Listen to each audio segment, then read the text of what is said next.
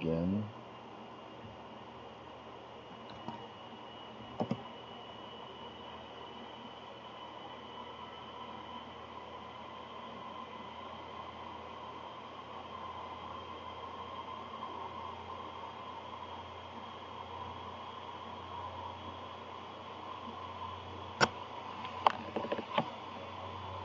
I'm still... Wait, is that it? I'm still... There we go. Is that it?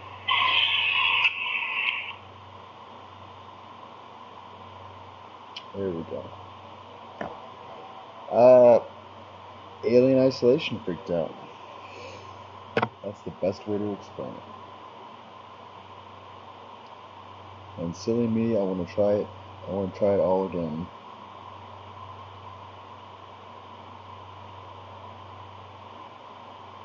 Okay.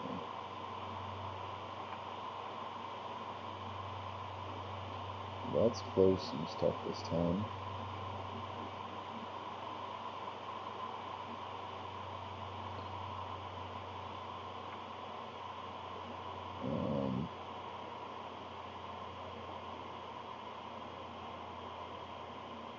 I think we might have some people on the old stream.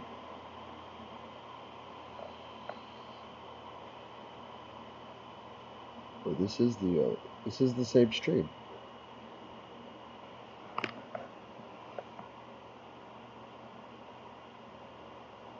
OBS is using the microphone.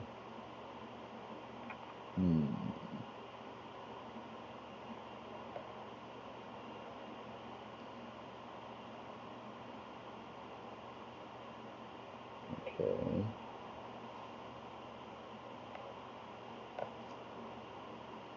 Vapes, I know. I'll eventually get off of it. But until then, lighting in here is atrocious. Let me see if I can fix that. No, I cannot.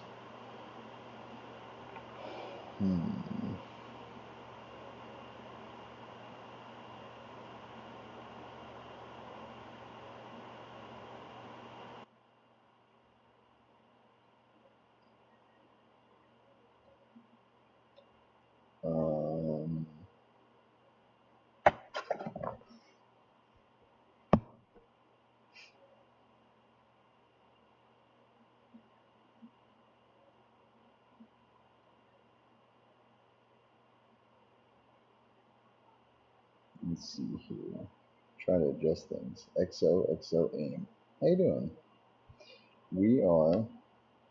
Let's not try to test things during the stream. That's not why we broke a little while ago. But I don't want to be the reason it does break. Yeah.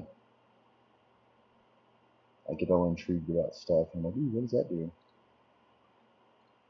Okay, I'll close that. That's fine. Alright, so we're going to try Alien Isolation Uno Mas. So we're going to go to this. We're going to go here, close that. We're going to log into this.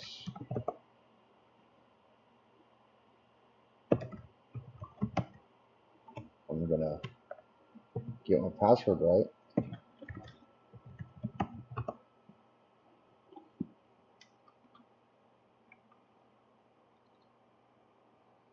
And we're going to try it again.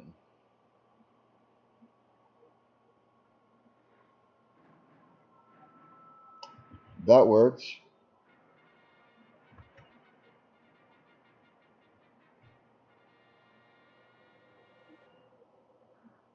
Yay. Alright, so let's turn the desktop audio up a little bit for you guys. I'm going to turn my mic down just a little bit. Alright. So, last time we left off, we'd killed the alien. We went... our buddy died. Our robot buddy died because he was trying to fix all the other androids that are freaking out. We went to the core to try to turn off all the androids, and it's not letting us. So that's, I think, where we left off.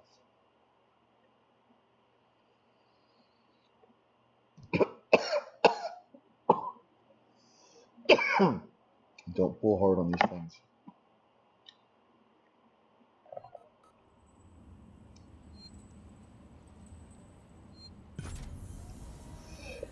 Oh.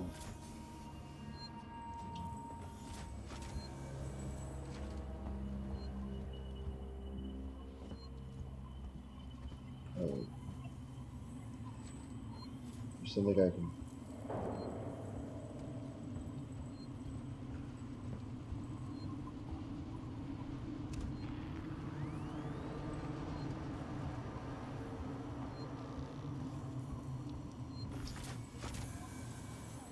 It wants me to go that way.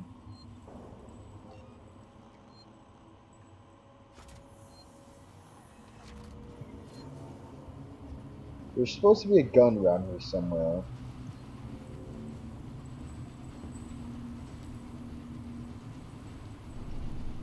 Take a bath real quick. Shower. Don't make you jump. I'll try not to.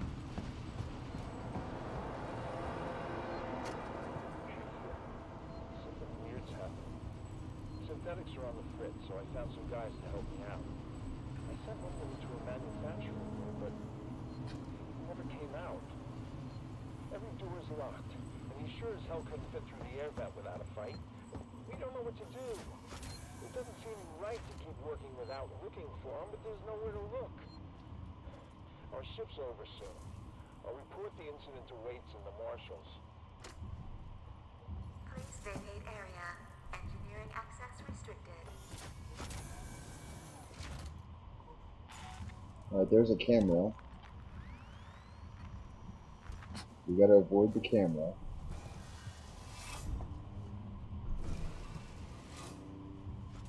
I have a sneaking suspicion that the alien we killed is gone. Ah, crap!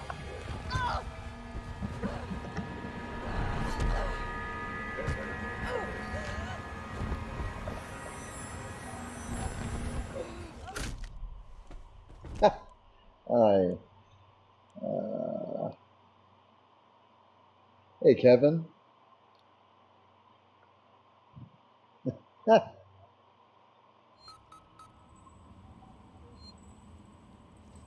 Let's try that again.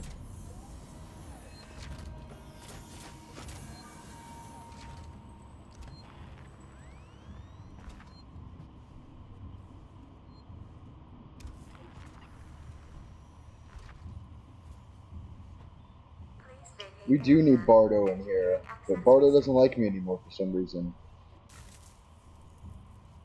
I don't know what happened. I don't know where that guy came from. I'm gonna take the tube.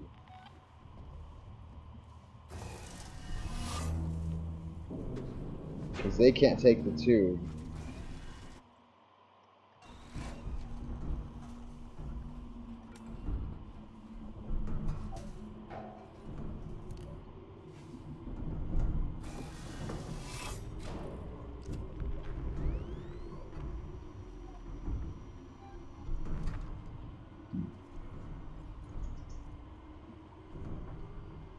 So we're just gonna wait a second.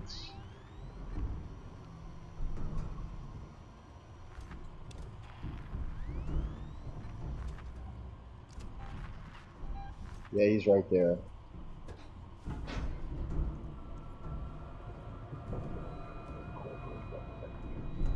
There she is.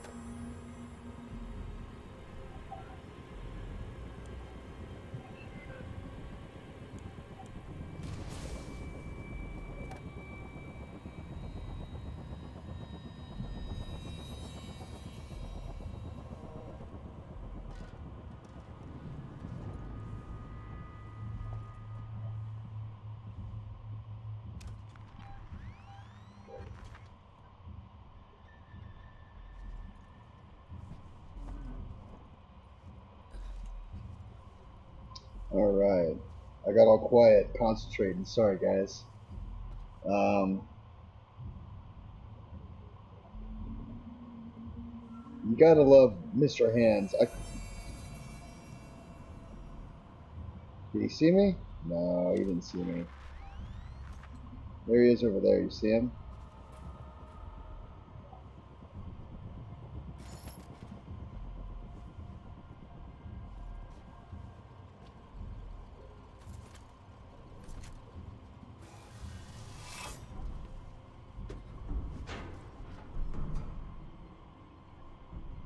I think I'm missing a weapon that I'm supposed to have.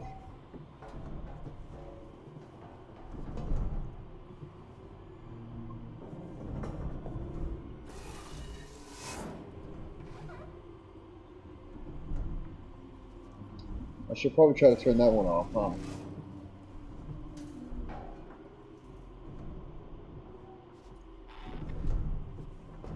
Yeah, sorry.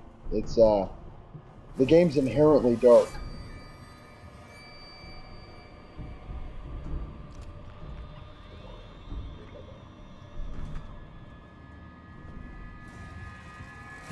Nope. Go, go, go, go, go. Woo! I was worried he's gonna grab my ankle and pull me out. What's up, Mr. Hands? Would you like a Molotov?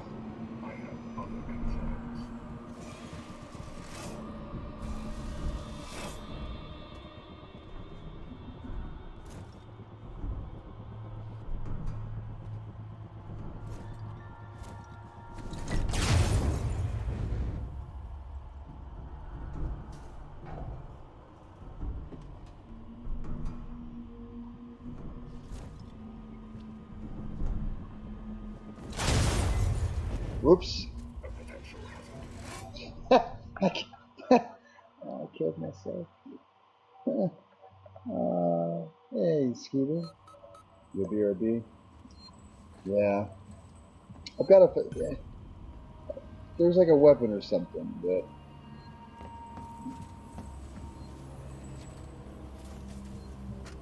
Shit here. Something weird's happening.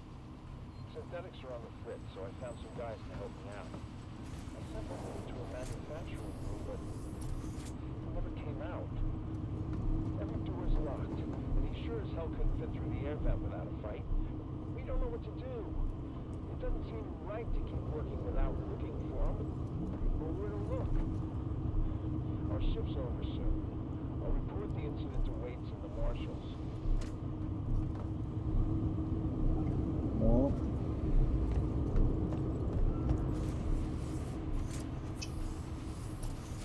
Death. You're keeping the death count? That's good.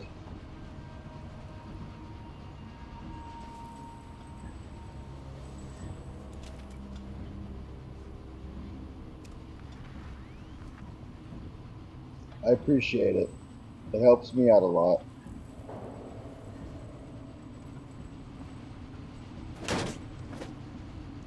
Well, that's dead. I might just have to kill Mr. Hands. I'll do it. I'll brain him.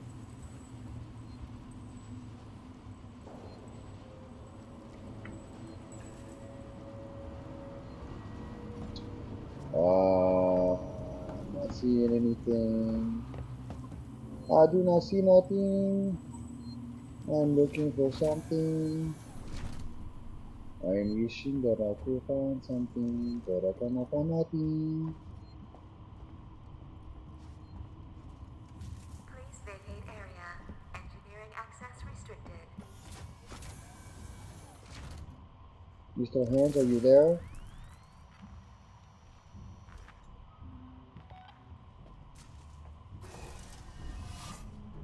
Peekaboo.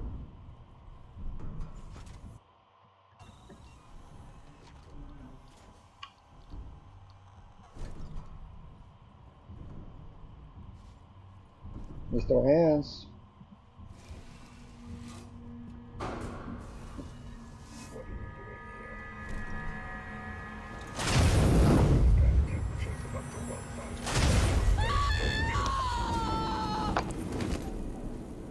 How did that kill me? I don't know. I think the alien. So, well, I don't know how many aliens there are, but the one that was following me got launched into outer space with me, and then I had to do some. Yeah, count three, by the way. Don't lose count. Thank you. Um, there were some goodies I left behind. I got to get them again.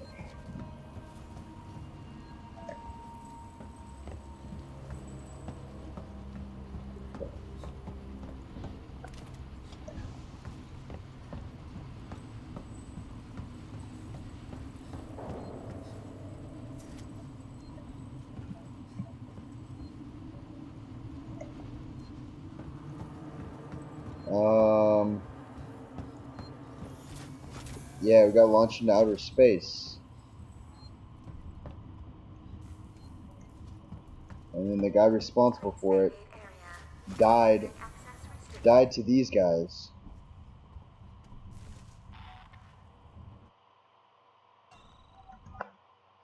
Show me where I gotta go. Just gotta go that way. Okay.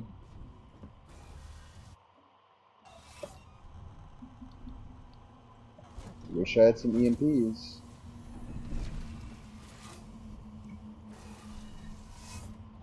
Where you at, Mr. Hands?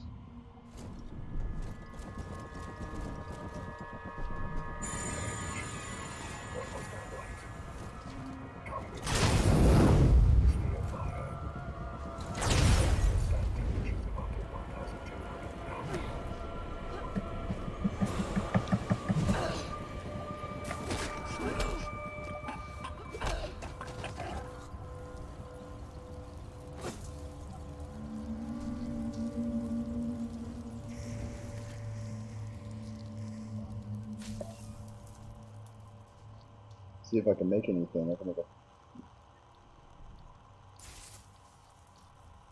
make a med kit.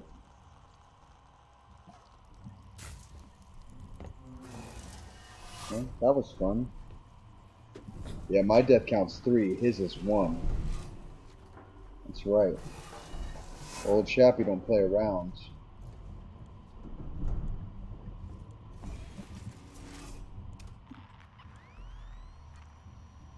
I think we're good for now.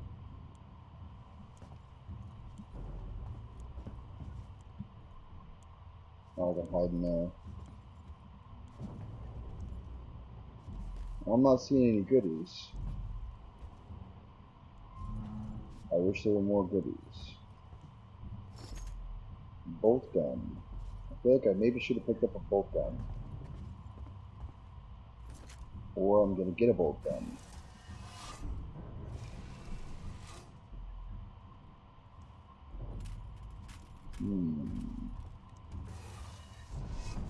A map. That helps. Not much. Not what we're gonna do. Because F all that noise.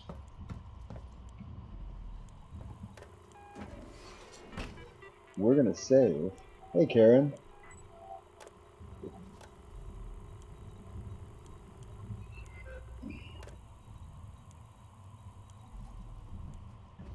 We are gonna save. Because while my mama did produce a fool me once, don't fool me again. What? I don't know. Rickroll. Never gonna give you up. Never gonna let you down. I don't know. They laying you home? Aye. Wake up.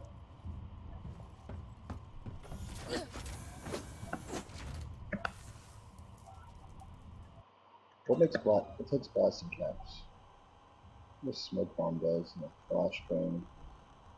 I need one electron pack or whatever they are. Uno más. Uno más, por favor.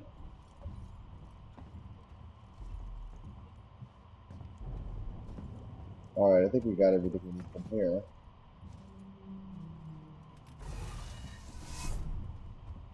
No. Ooh, that one's got light in it. Let's go that way. Dang old dang, man, all hell. Just crawling them vents like we're some kind of alien. That one, I did not see.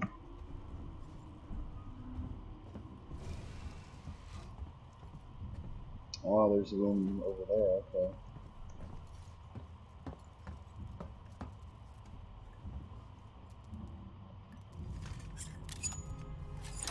Oh, yeah. Cutting torch upgraded.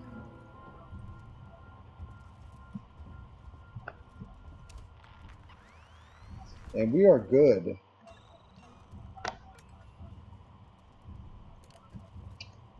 on that front. Look at that big old flashlight. I'm going to take that one.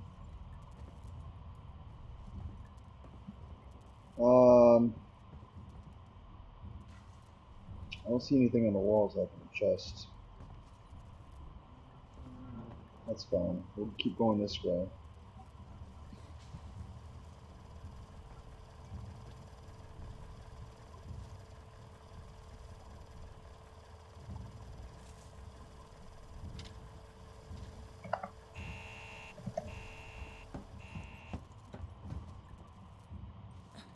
But me.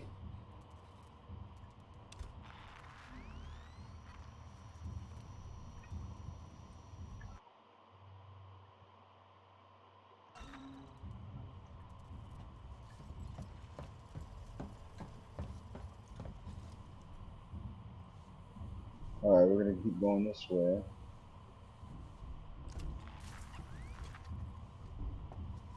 I imagine this lady's calves are like super ripped from all this squatting we've been doing.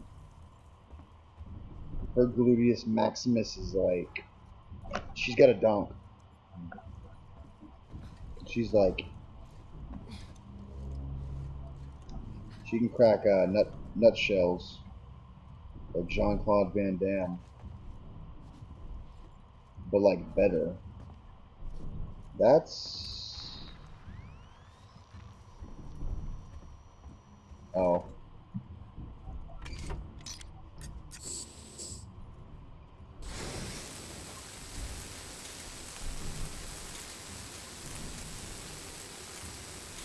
Welcome to Torch Simulator 2019. I'm your host, Chappy. Tickle Fest? Yeah. What if he woke up and killed me? After I brained him? Then this would be a zombie game. And I better have a shotgun. I have a shotgun. I just had to give it up when I went. I'm on an incline. Kinda. I picked my hand up off the mouse.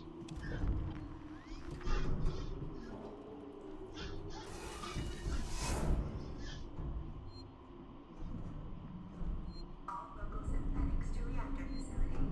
Corporate entrance is often protected at all times. Look at him. I see him. And there's a save right there.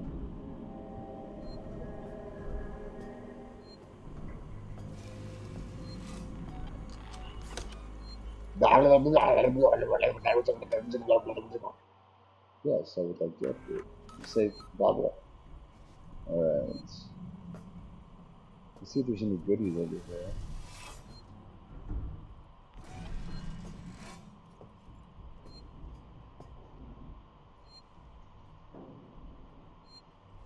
I don't know which way it wants me to go. Oh. And he's coming after me.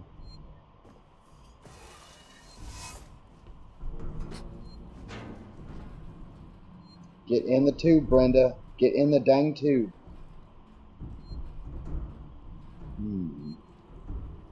Yeah, he's coming right for me.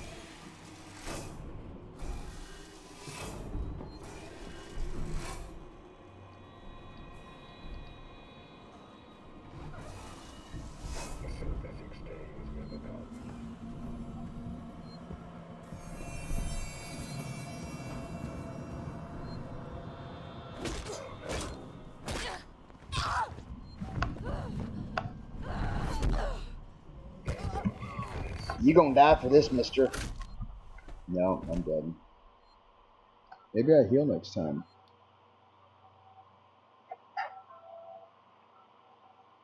Ooh, that got hot. Oh, yeah, because my laptop gets hot. That was weird. Alright, let's try this again. Hi! Hello! Hello!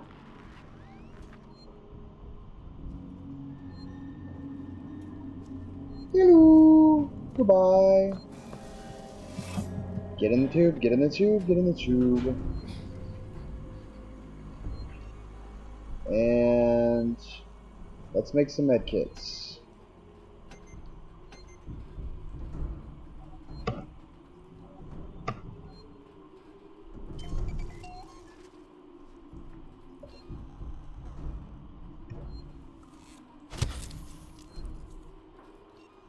Let's do one more.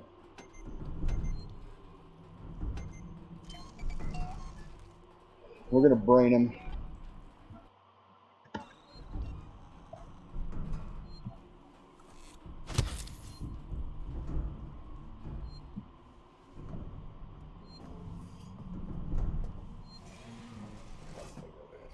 Follow me, please.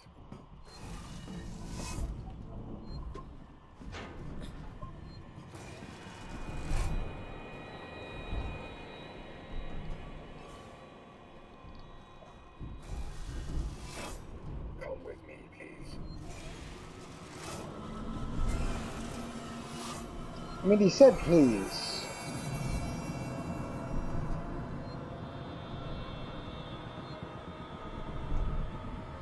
That isn't authorized in this facility.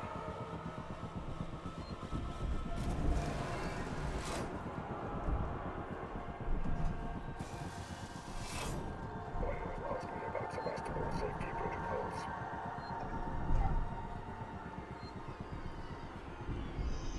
Ah, he can't get in here, it's fine. Entirely unauthorized alert. Please stop.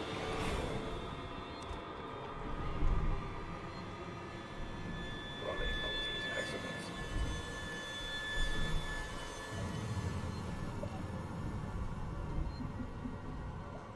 This is a safety breach and will not be tolerated. I need him to walk away. You and I are going to have a talk about safety.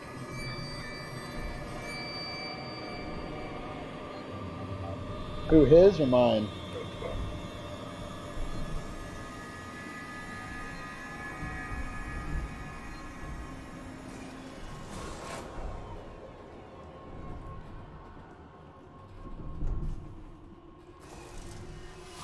What are you doing here?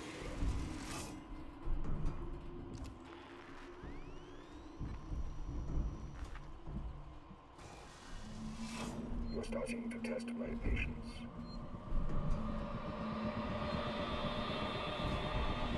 This isn't the answer. Nope, that's fine. Calm down. My turn now. Calling me hysterical.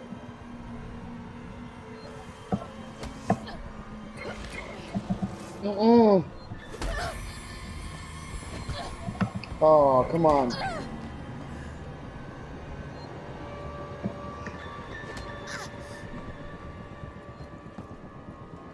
an entirely unauthorized alert. Please stop immediately. I'm going to catch you. No, you're not.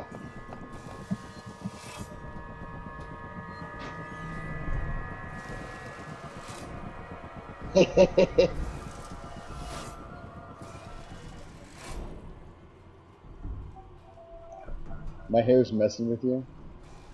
I'm not crawling in there after you. No, you're not. Follow me, please.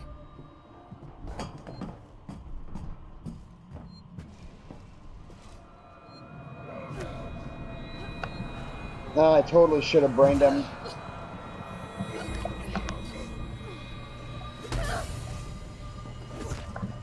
I'm gonna die.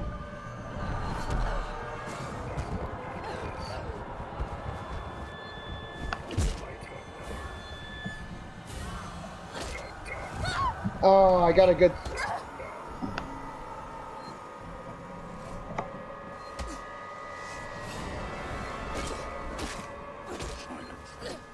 I got him. I got him.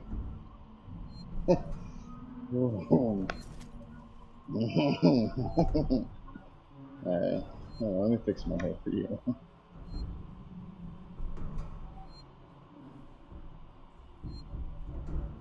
Is that better, guys?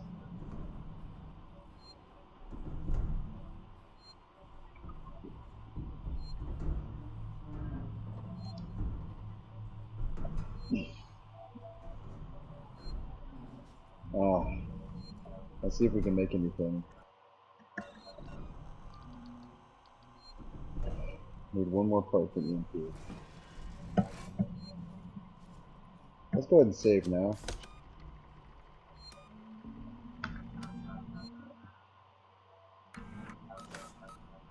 I'm used to wearing my hair back now because of work. Because of the clean room stuff. Is there anything in here I need? Well, he says follow me, that guy. Like he's gonna show me something. But I don't know if I trust him. I don't trust none of these dang robots.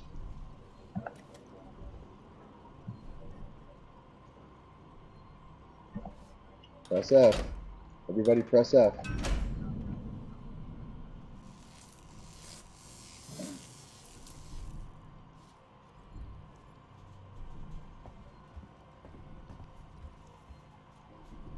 Oh, that's cool. It's a motor. Nope, it's a ship. Let me get on that sun. Oh man, that'd be cool to ride. Or is it just me, or like I'm not the only one, but chains don't do that.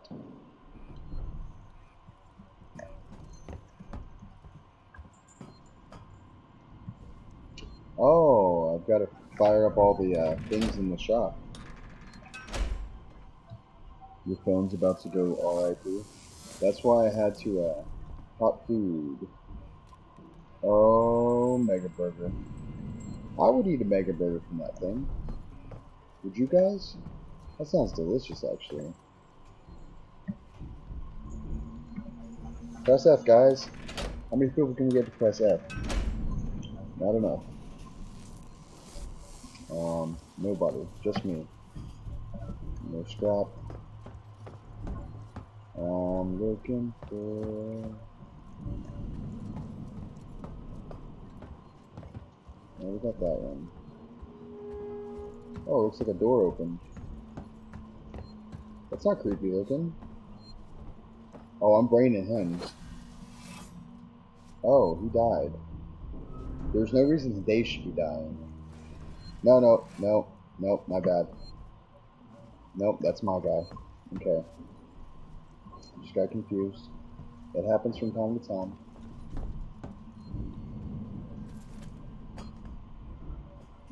So I got that one.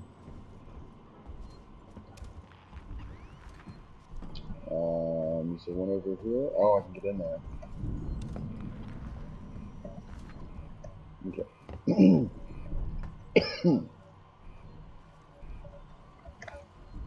mm.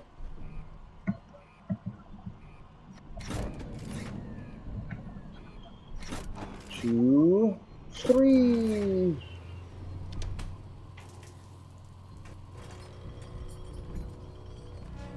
That is closer to what those look like. Oh. Okay. Okay. I'm catching what you're going down.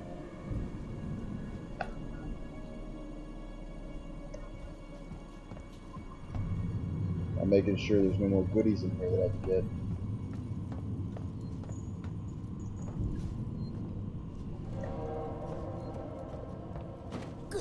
I go down the hole. I go down the hole. Taking a break during halftime to check in. Oh, who's playing? If you notice, I'm in the Cowboys room. Let me see if I can, well, you can't really see. This Cowboys memorabilia. I don't know if the walls here.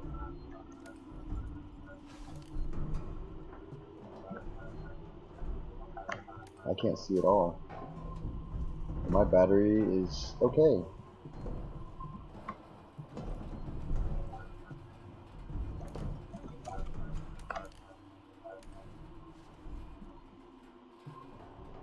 I'll be very, very quiet. We don't know what we're hunting for. Ooh.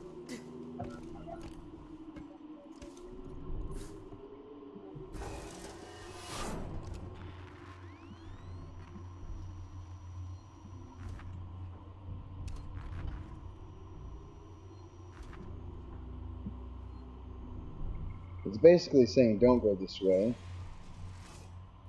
So you can guess which way I want to go first. This way.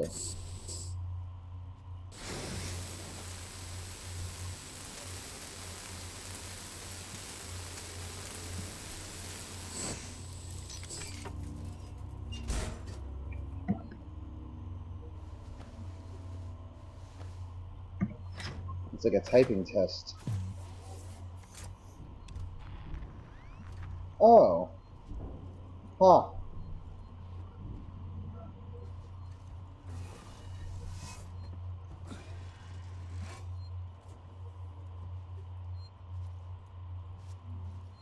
I hear a save.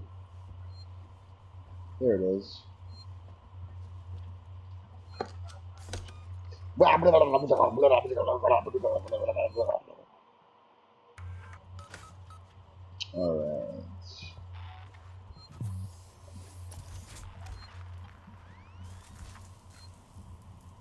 Okay. Oh, there's two of them. And the only way I can kill those is if I have EMPs. Unlock the shutter. Not sure what a shutter is. I mean, never mind. I know what a shutter is, but I don't know what they mean by shutter. Maybe that shutter. It's gonna be something stupid and hard to unlock.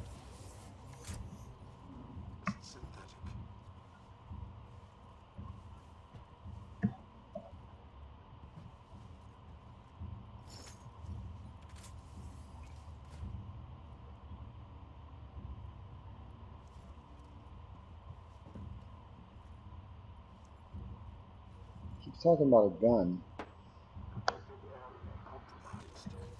Shoot.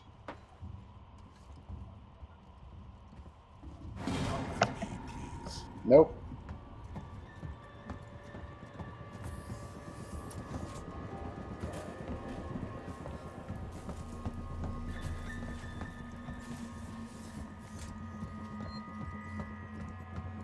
I'm not gonna play that game.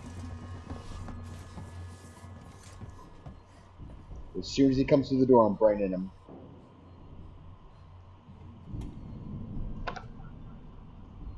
He's smart. How's everybody doing?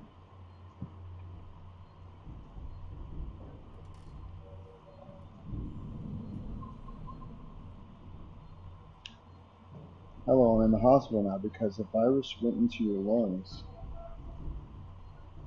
Who's ThinkMate? I don't recognize that name. I'm sorry, I'm not trying to be funny or anything.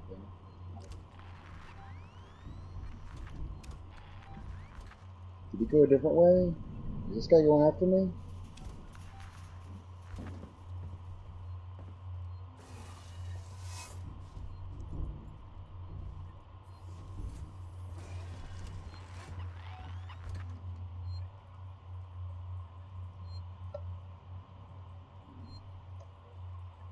Siri's just waking up.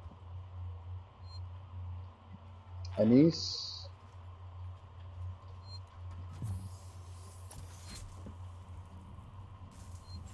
Alright. Let's not alert the authorities again. Well, I hope that you get better. Where'd you get a virus from?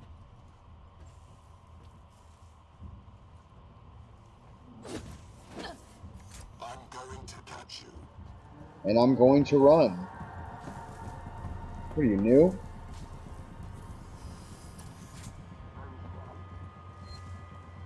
Okay, sorry.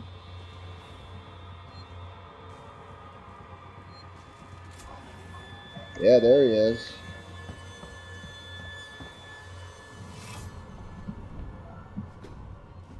Alright, I know what I'm gonna do. He's gonna walk up to the tube and he's gonna walk away and I'm gonna brain him.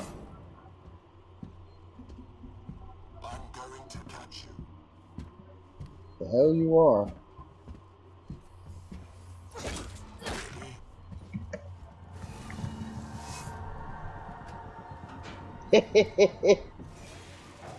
Oh,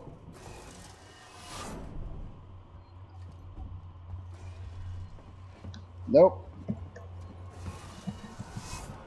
Running causes accidents. Running your mouth causes accidents. Why not ask me? And I'm gonna die here. He just falcon punched my face.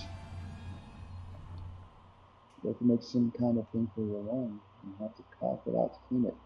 Oh, poor thing. Give me 1 second, guys. I gotta get some tea. What's my death count? Can anybody tell me?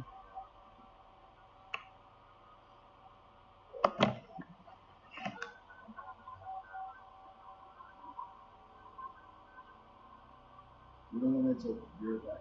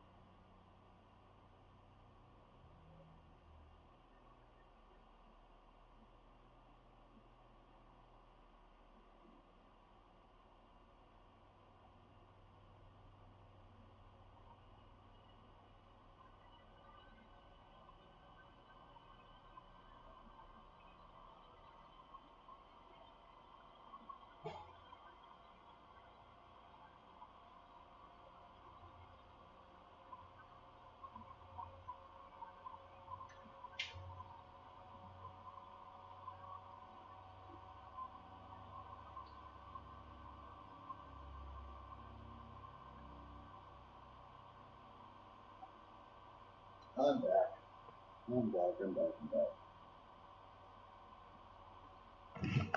Oh, just sat on something. That was weird. How are you doing? Sorry for the brace. I had to take a brace.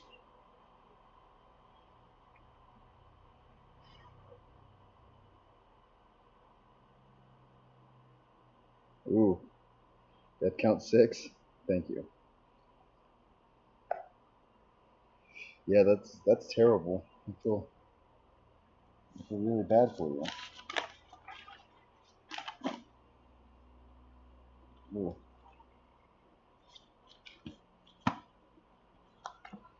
I hope you get better soon.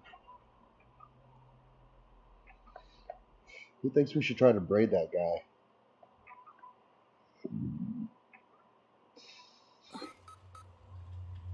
I think it's a good idea. Like, not getting caught's an option.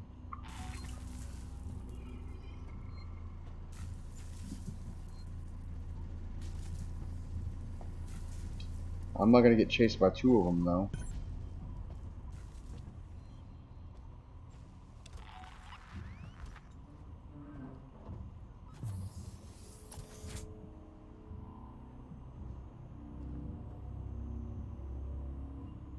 There he is.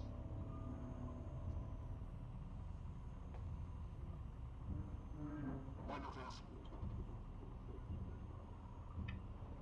Something amiss. It's me. He shouldn't be here.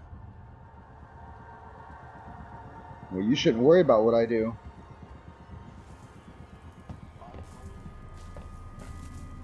The hell you are.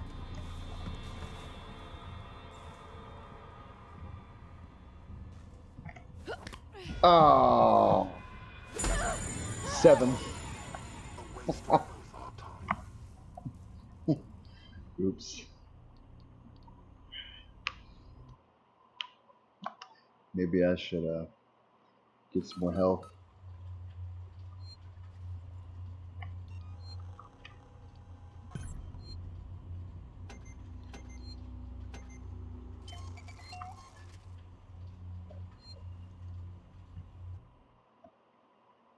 I need to go.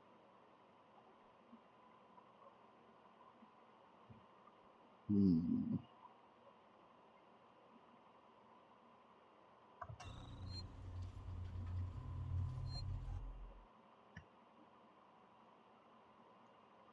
Reactor coolant plants. Okay.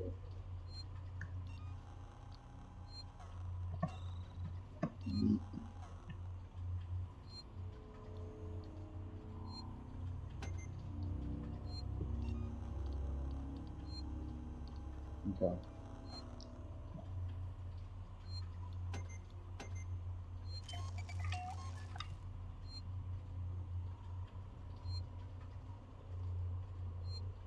Oh,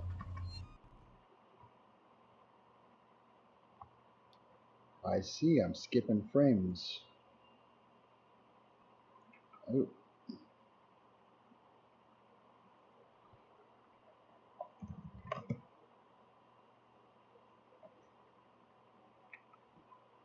hmm. That's weird.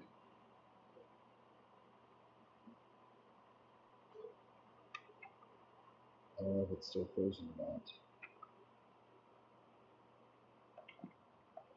Maybe I need to lower my output. I don't have the same high-speed internet I used to have in Odessa. Oh, that's good. My laptop's unplugged. Maybe I should plug that in. Hmm. That might be important. Hey, Tinra. How are you doing? Ooh, he threw you a henlo.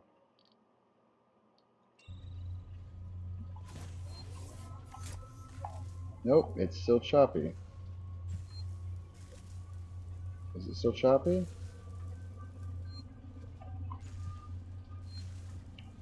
Hmm. Yep.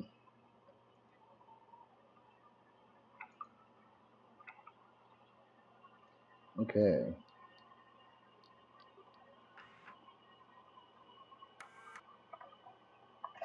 Looks like we're gonna stop doing that for a while.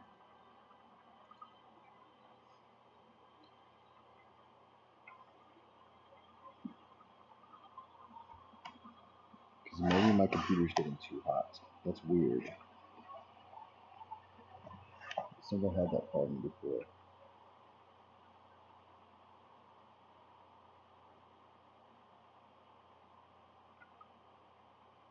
Yeah. It's good now. But I saw it skipping again. I saw it skipping. It shouldn't have skipped.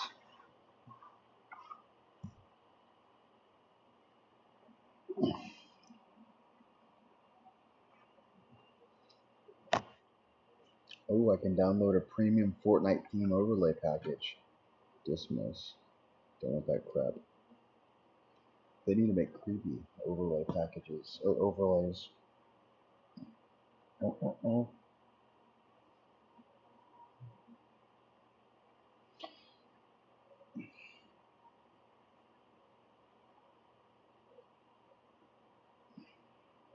I have to put my hair up for a while, guys.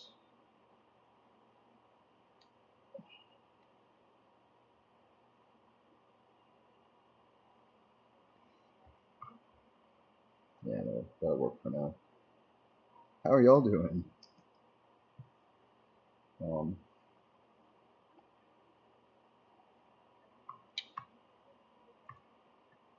I'm wondering.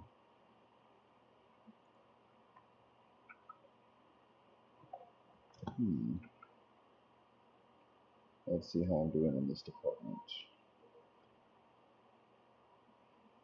Man pony. Me. Oh.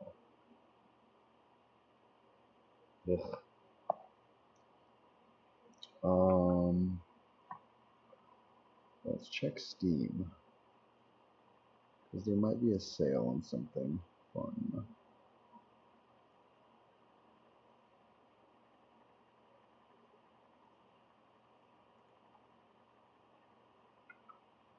You finished another pick. You pooped.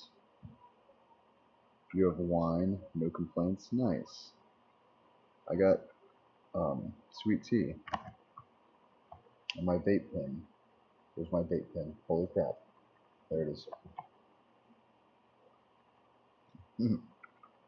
Oh, look at that! They're selling Skyrim again. I don't know how many times they're gonna sell Skyrim. 80% sale. What are they 80% selling? Nothing fun. Let's go to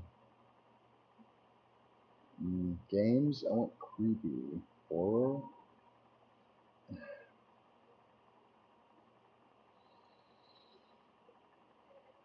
Oh, my head hurts. Oh, they got nudity games. Yeah, that's the horror. There we go.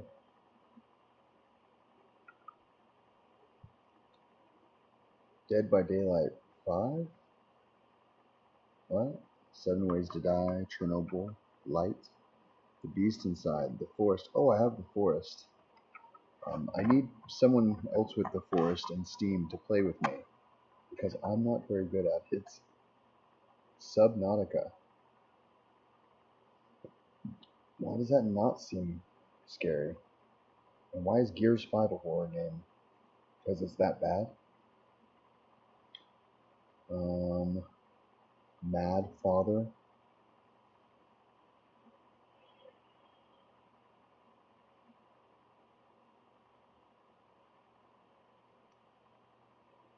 Centralia Homecoming. Huh. The Terrible Old Man. What is this?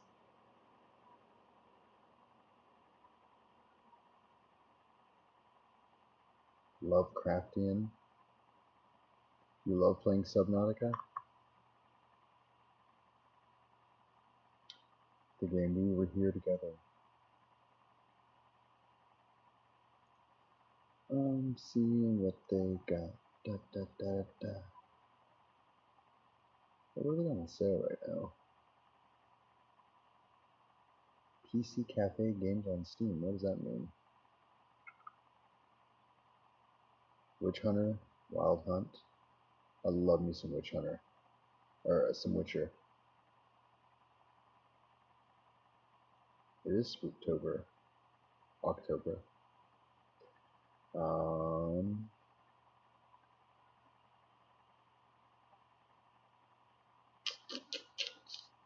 I'm not even wearing my nose ring. You think Gil has what?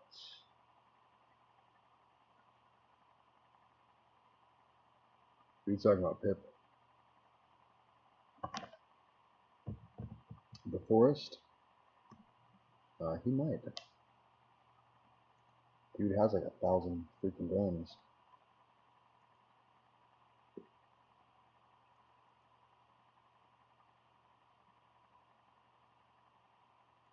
Pip, did you get Layers of Fear 1?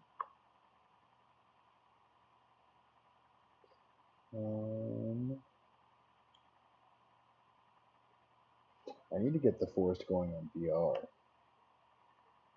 Oh, does he? Yeah, that's cool. Dead by Daylight, license expired? What? What the hell does license expired mean? I bought that game. I'm so confused.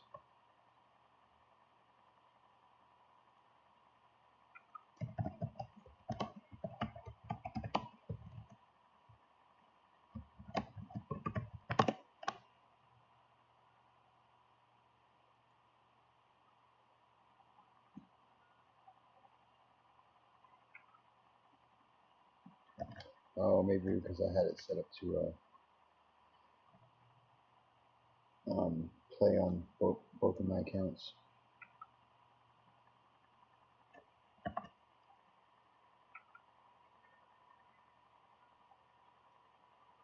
Oh yeah, I never thought about that. Pip, it says you have the forest.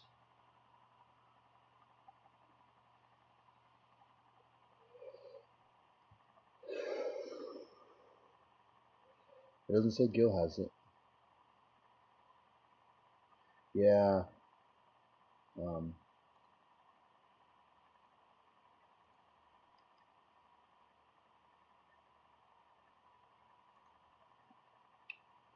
see here. I need to fix my output because I keep lagging.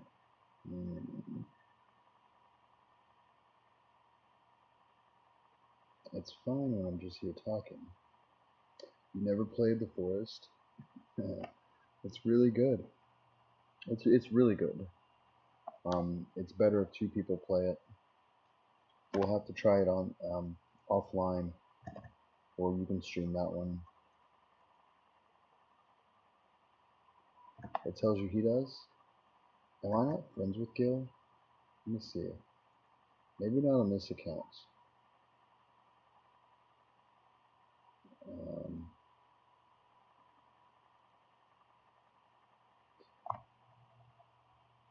I've got Nay on here. I've got Altoid Yoda. I've got Emmy. I've got you. Yeah, I guess I don't have Gil. I have Tom on here too, but he hasn't played for 8 months. What's is it just Gil Gonka? Oh, let's see what art you have. Let's see the pretty art.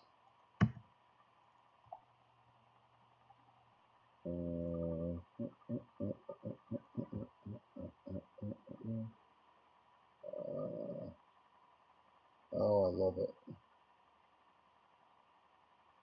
You are really, really good at this stuff.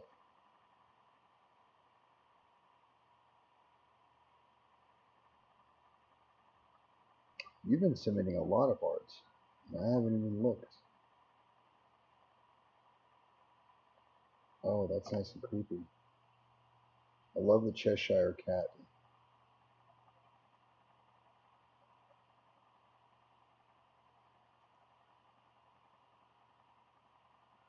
Oh, the puppy looks scared. Um, Guys, if you're not familiar with the art I'm talking about, you should be in my Discord. I think there's a link in the doobly-doos downstairs. Yeah, I do have Gil on my other one. But you probably had me on it twice. Hey, check it out, Party Mode. Wait, it's not doing it. Yeah, there it goes. But it's not changing color for y'all. That's weird. It just looks blue. Yeah. It's a cat monster. It's super creepy. I like it. You're really good at art.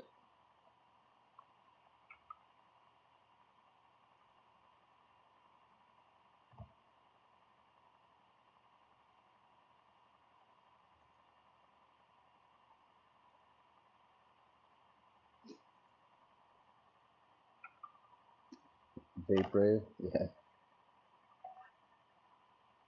Yes, Yandere makes killer art.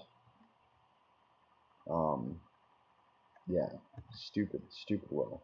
Yeah, it's beautiful.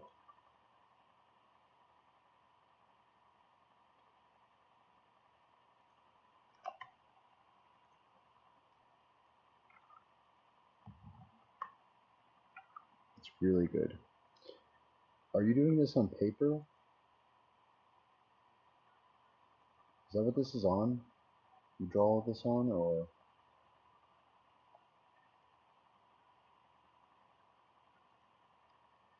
and how do you get ideas for this stuff? We're gonna have to have you on the stream one of these days, talking about your art. If you're not too shy, and you're interested in doing that, that'd be really cool. I think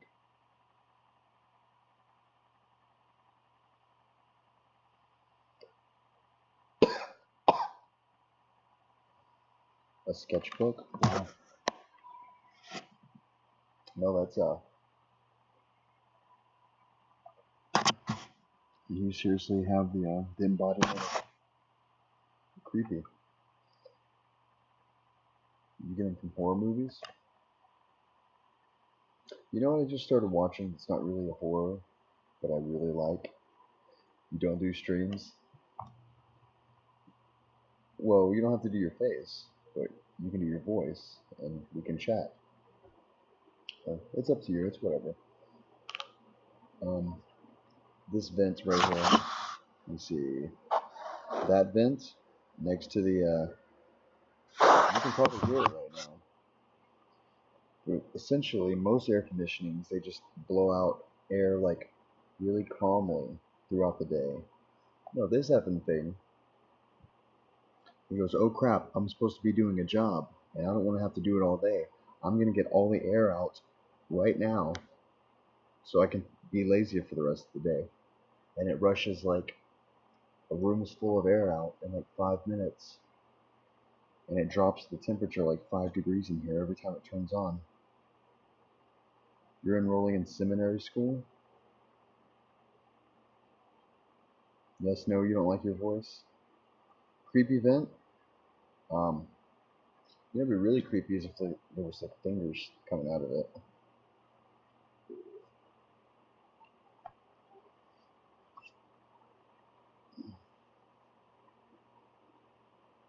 Oh, Yandere remains mysterious.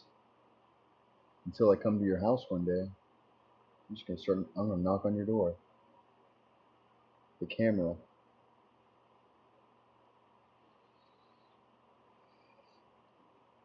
You'll never see it coming.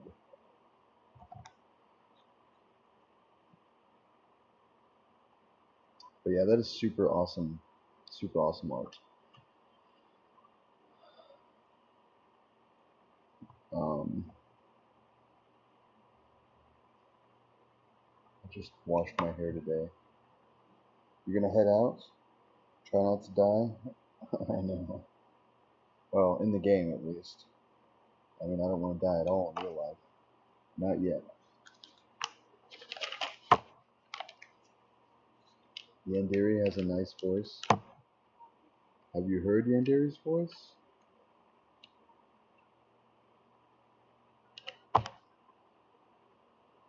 I'm so lost.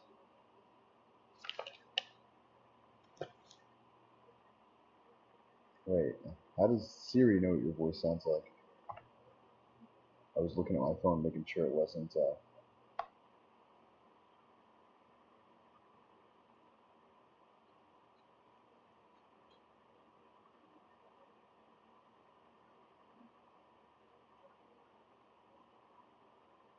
Hmm. Why does Siri need to? Yandere's been in voice chat. Why have I never in my voice chat? In the one in the not my you know what I mean in the Discord.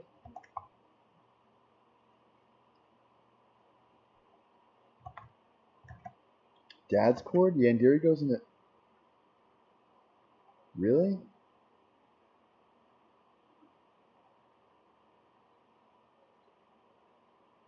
I did not know that.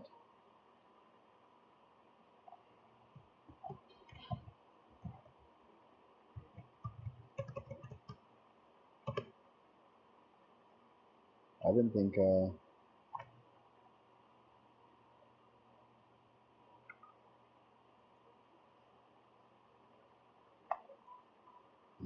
you thinking of the same person?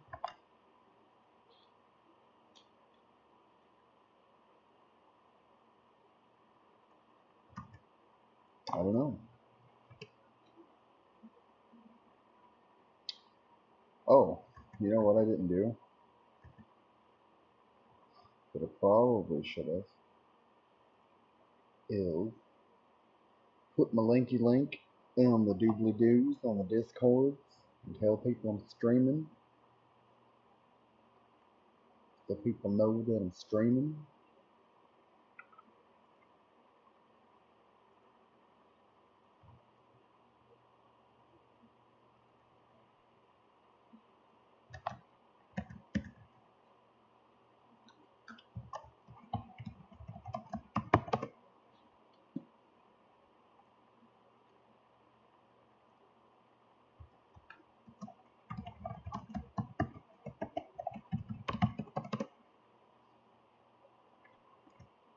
Yeah, I forgot to say something.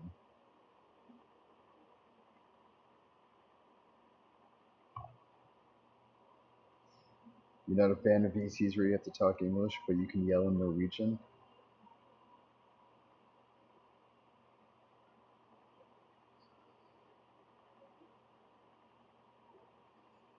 No, Yandere is went. Yandere's in Texas, so if anything, it's a southern drawl.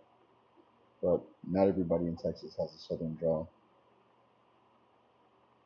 Like me, I don't really have a southern drawl.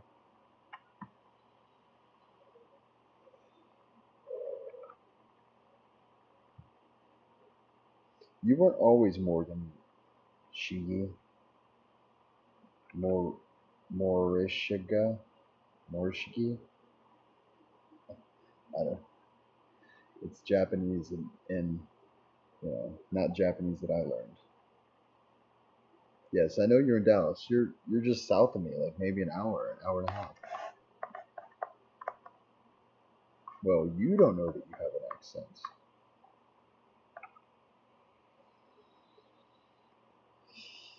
I don't know.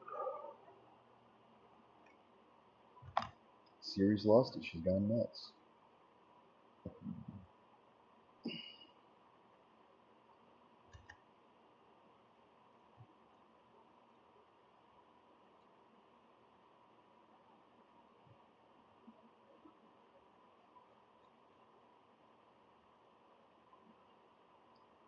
Did my thing get deleted? It sure did.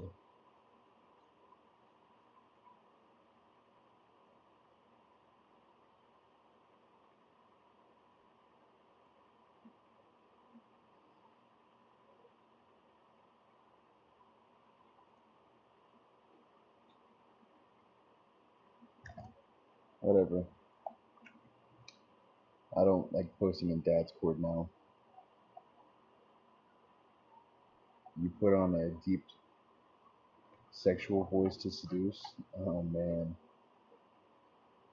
People say you have a northern accent. Maybe you do.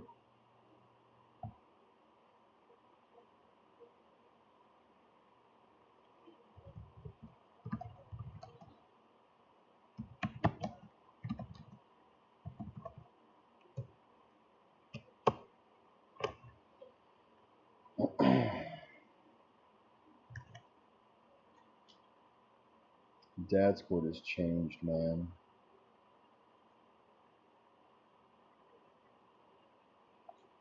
Whatever. Let's uh let's do something. Let's do a thing. What do I have on the Steam?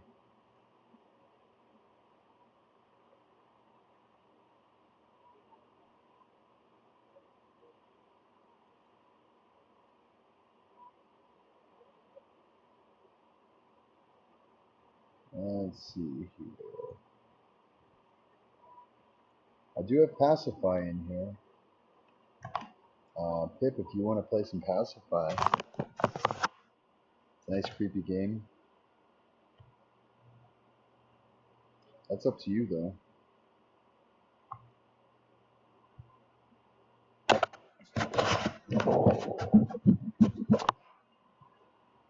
Scritching my legs.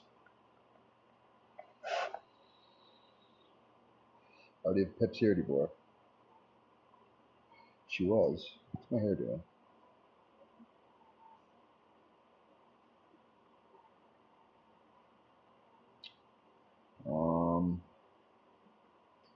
In fact, we can read stories. How does that sound? Yay for stories or nay for stories?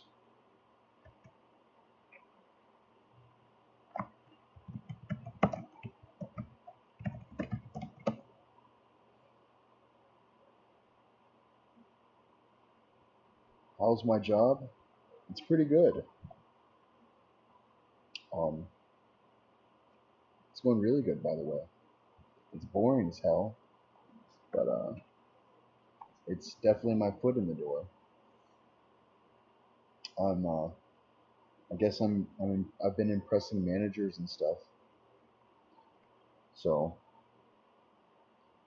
yeah, stories. I was like, why is everybody saying yay? And then I was like, oh yeah, stories. Let me rename the stream Man Stories.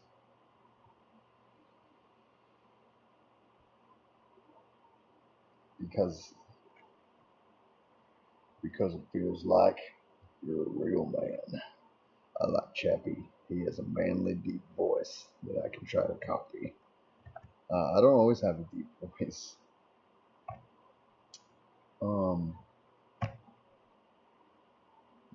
it depends on, I guess, a bunch of things. So,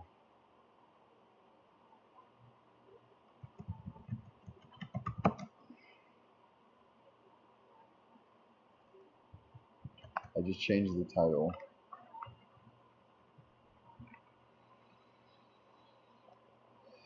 No, I'm making the managers happy.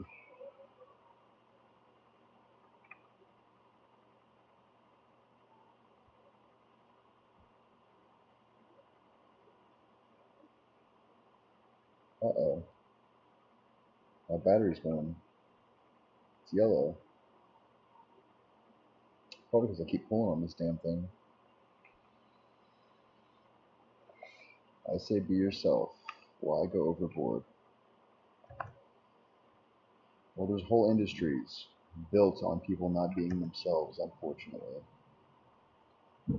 So what I'm gonna do is kill this AC real quick, and then kill the lights, and set the mood for stories. So if y'all will bear with me, uno momento por favor. I'm gonna go run and get my charger for my doobly doos, and I'll be right back.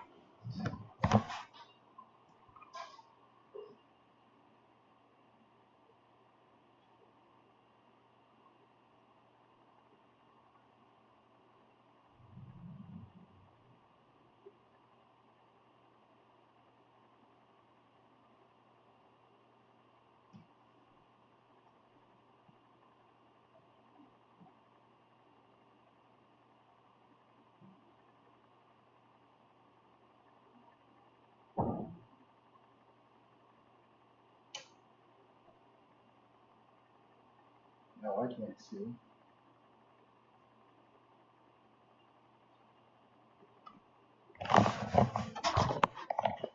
And that vent is still going. If you had $1 for every time someone told you to be yourself,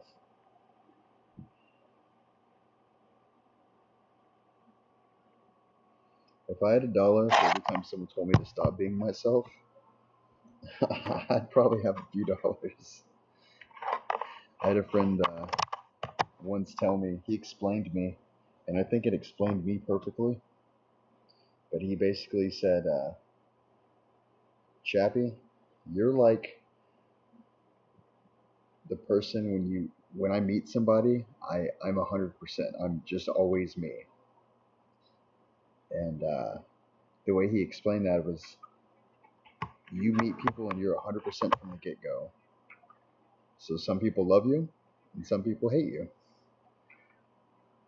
And my answer to him was, awesome. I like it that way. You can probably hear downstairs right now. But that's fine. It's my aunt. So let's get the crepes going. Oh yeah, there's plenty of stories to do here.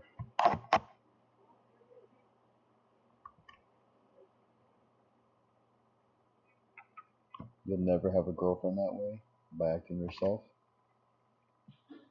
Nope, the woman you meet when acting yourself is, and the one that likes you is the perfect girl. Always be yourself, no matter what people think. Unless you're a psychopath, don't be a psychopath. Sleek the Geek. Hey, buddy. I finally downloaded what do you call it? A Photoshop. I had to use it today.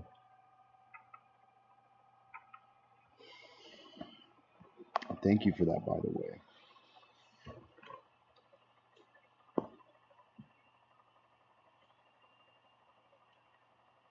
Sleek will never have a girlfriend. I'm sorry to hear that, buddy. I think there's someone out there for everybody. I truly, truly believe that. I also think that if you haven't met that person, it's because you already have. And I've met that person like 5 or 6 times, and then I always just screw it up, or I move or something.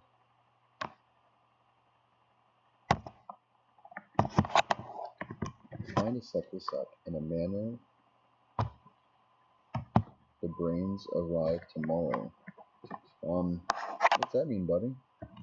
You wanna elaborate some? Maybe? I don't know.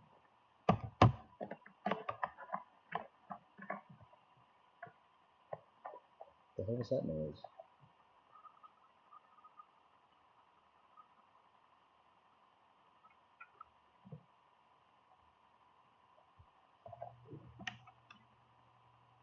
Okay. Oh well. If you meet her, she died in her sleep. Aw. Um, this can quickly become a sad conversation. Pop, pop, pop.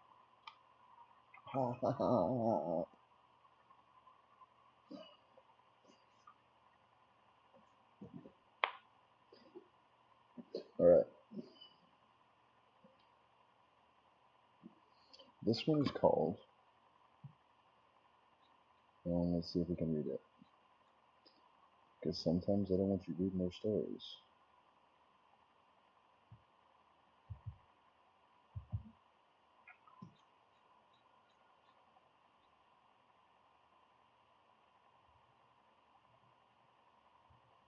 Yep, this is one of them.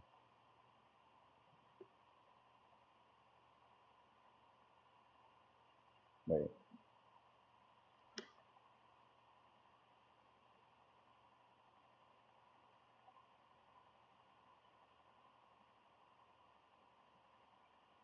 Copyright statement. Is this a new thing that they're doing with all of them? Let me see. Oh yeah, that's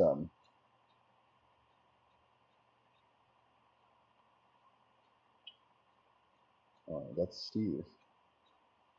Steve's good. He's good people. Well, was people. Whatever.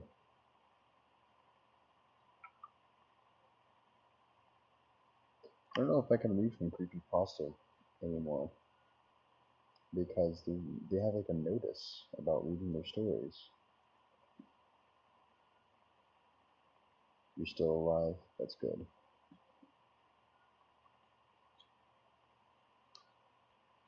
I don't know if any of you have. I mean, I'll find stories. I'm not worried about that. It's just I always like their stories.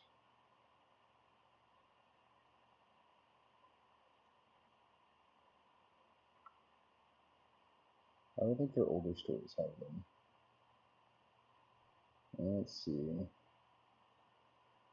Let's see if I can find one.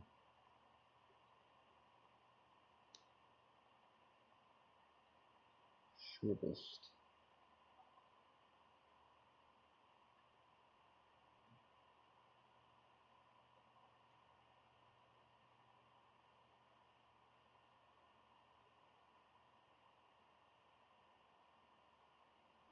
No, it's a blanket. Well, this one doesn't claim who it's from, so. Anyways, we'll read this one.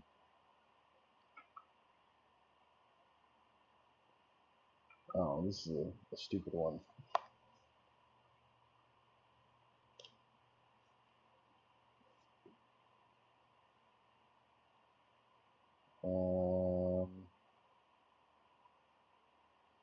What if,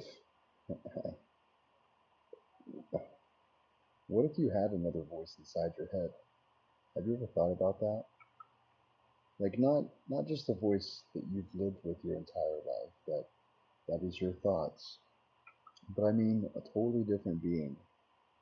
Like, you know, sometimes sometimes you look at somebody and maybe they can't see you, or maybe they can, but they're just not paying attention, or you do this funny thing where as loud in your head as you can, and you scream and you say, "Can you hear me?" or something to that effect.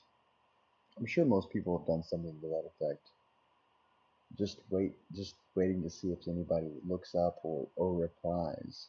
But what if when you did that one time, something in your head answered? You know, you can imagine that because that's your brain doing that. No, it's not a story. I'm just talking. Um, I mean, have you ever thought about that? That what would you do if a disembodied voice said something? And I mean, I think people with schizophrenia maybe have this problem, or maybe dementia, or people with disorders, and maybe even sometimes you just answer yourself, but you don't normally answer yourself in a different voice. Um, I mean, I pretty much have the same voice inside my head, and it's not really a voice.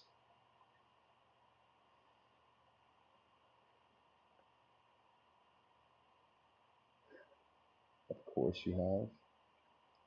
You've had other voices in your head. um, the brain is a terrifying torture chamber. It sure is.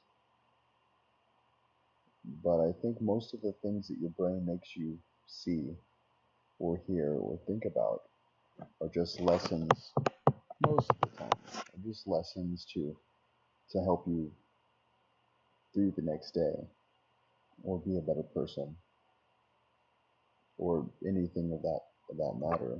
I think unfortunately some people's brains are maybe not so healthy. There's a bubble. Bubby bubby.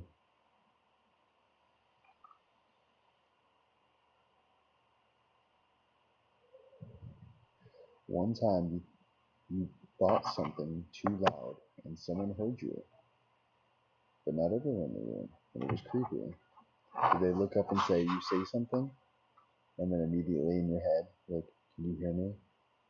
And you wait, and they say it again? That would be that would be pretty creepy. I think I might have fun with that though. It's just I can't believe I killed him. I can't believe I killed him. I'm looking right at him. I can kill him again. You know, just like really mess with somebody like that. I mean, that's the troll in me. But I mean, what would you do? You thought everybody did that? Did what? It's hard to keep up with what y'all say because I think anybody that reaches puberty can read your thoughts, buddy. You're just looking for a warm hole. Moist even. Oh, I don't really think that word's bad, but I know the connotations. Is it funny to say you have dead relatives talking to you and people think you're mad? Is cereal soup? It's breakfast soup. I I mean, if you have dead relatives talking to you, I mean, are they inside your head?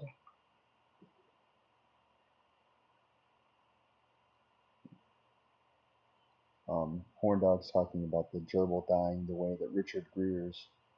Is that who did that?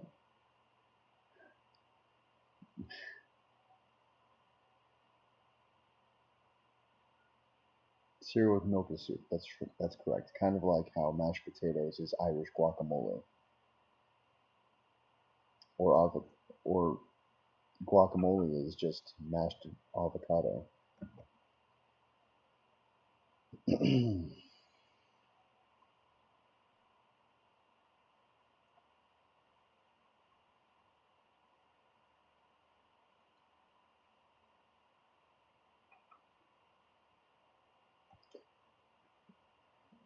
You thought that everyone tried telepathy at once. Of course, I mean, it's cereal is a soup.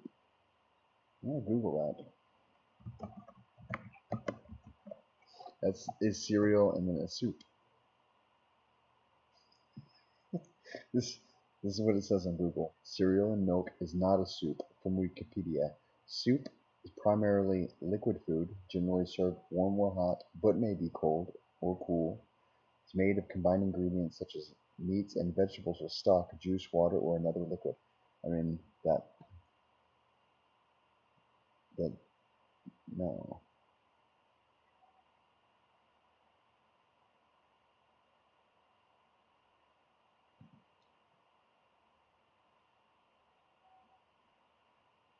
Uh,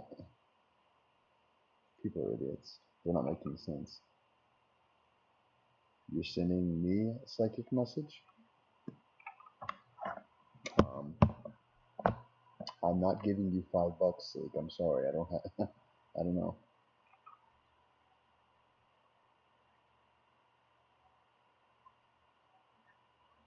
You got banned from Tom's Discord too.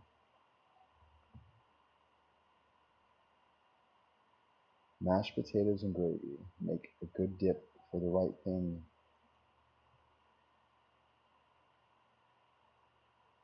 Is cereal a chowder?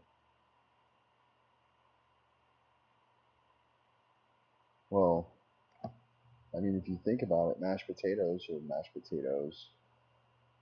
Usually a cream. There's salt. There's butter.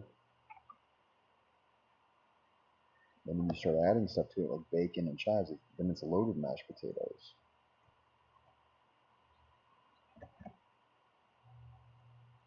So let's go to no soup. Let's check out a story there.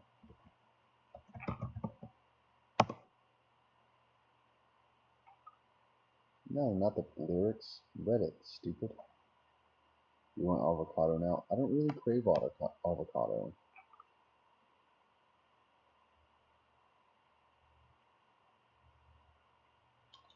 The 3 rules you must follow if your child is a demon.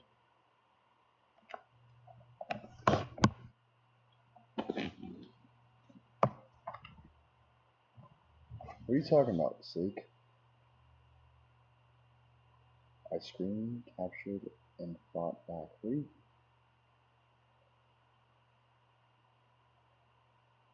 Wait, Sleek? Hang on.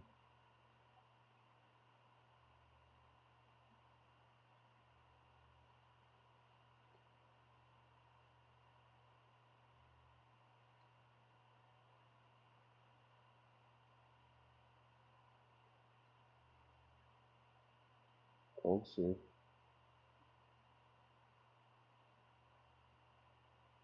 Cereal chowder. I didn't.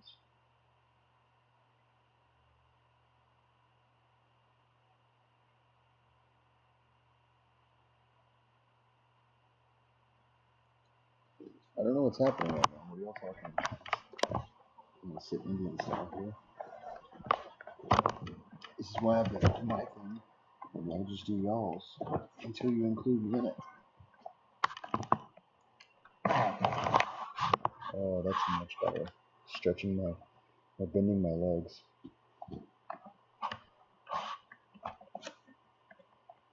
Alright. Let's do a spooky story. Alrighty, well, let's set this up.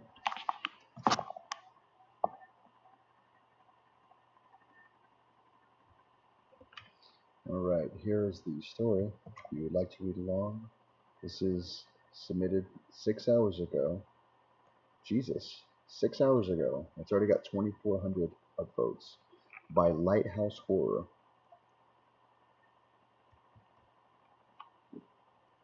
You got the resolution to your drama? It's over now? Good. Good stuff. I know we talked about that drama a little bit. People are they're too quick to jump on. Anyways, we're not talking about that because I'm not trying to pick sides because I'm impartial.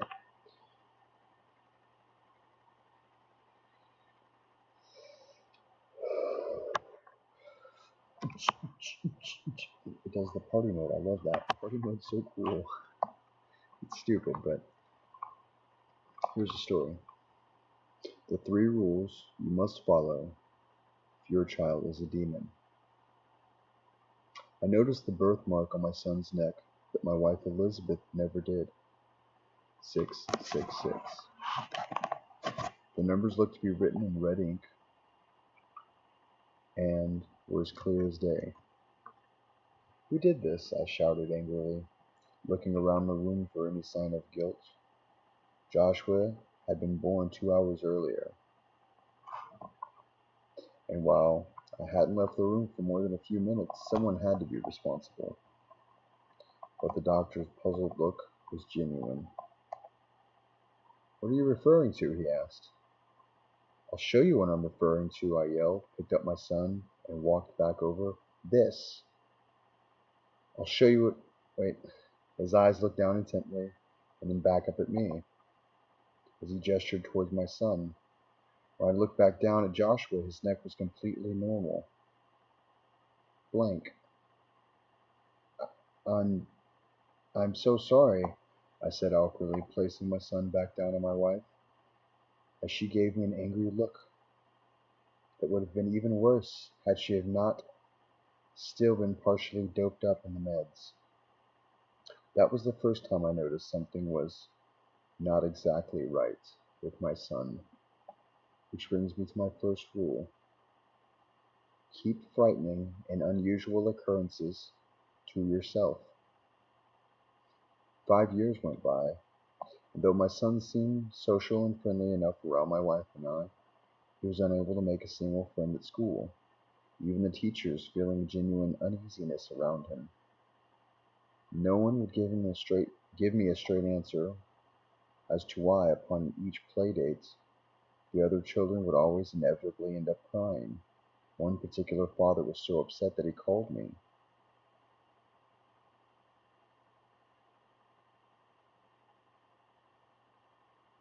Is this Joshua's father? He asked angrily.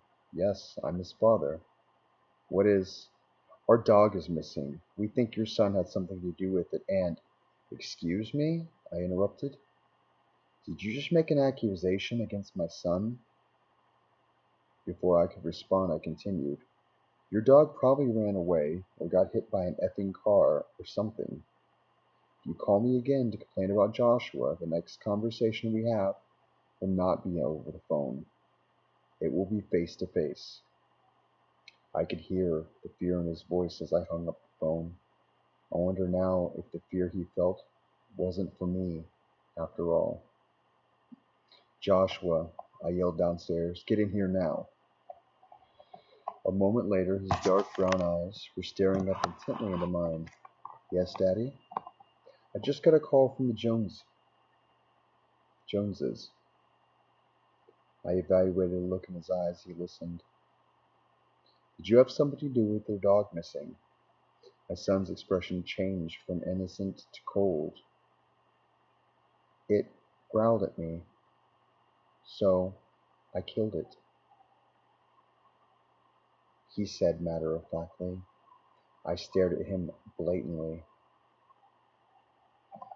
taking what must have been 10 seconds to process what I just heard.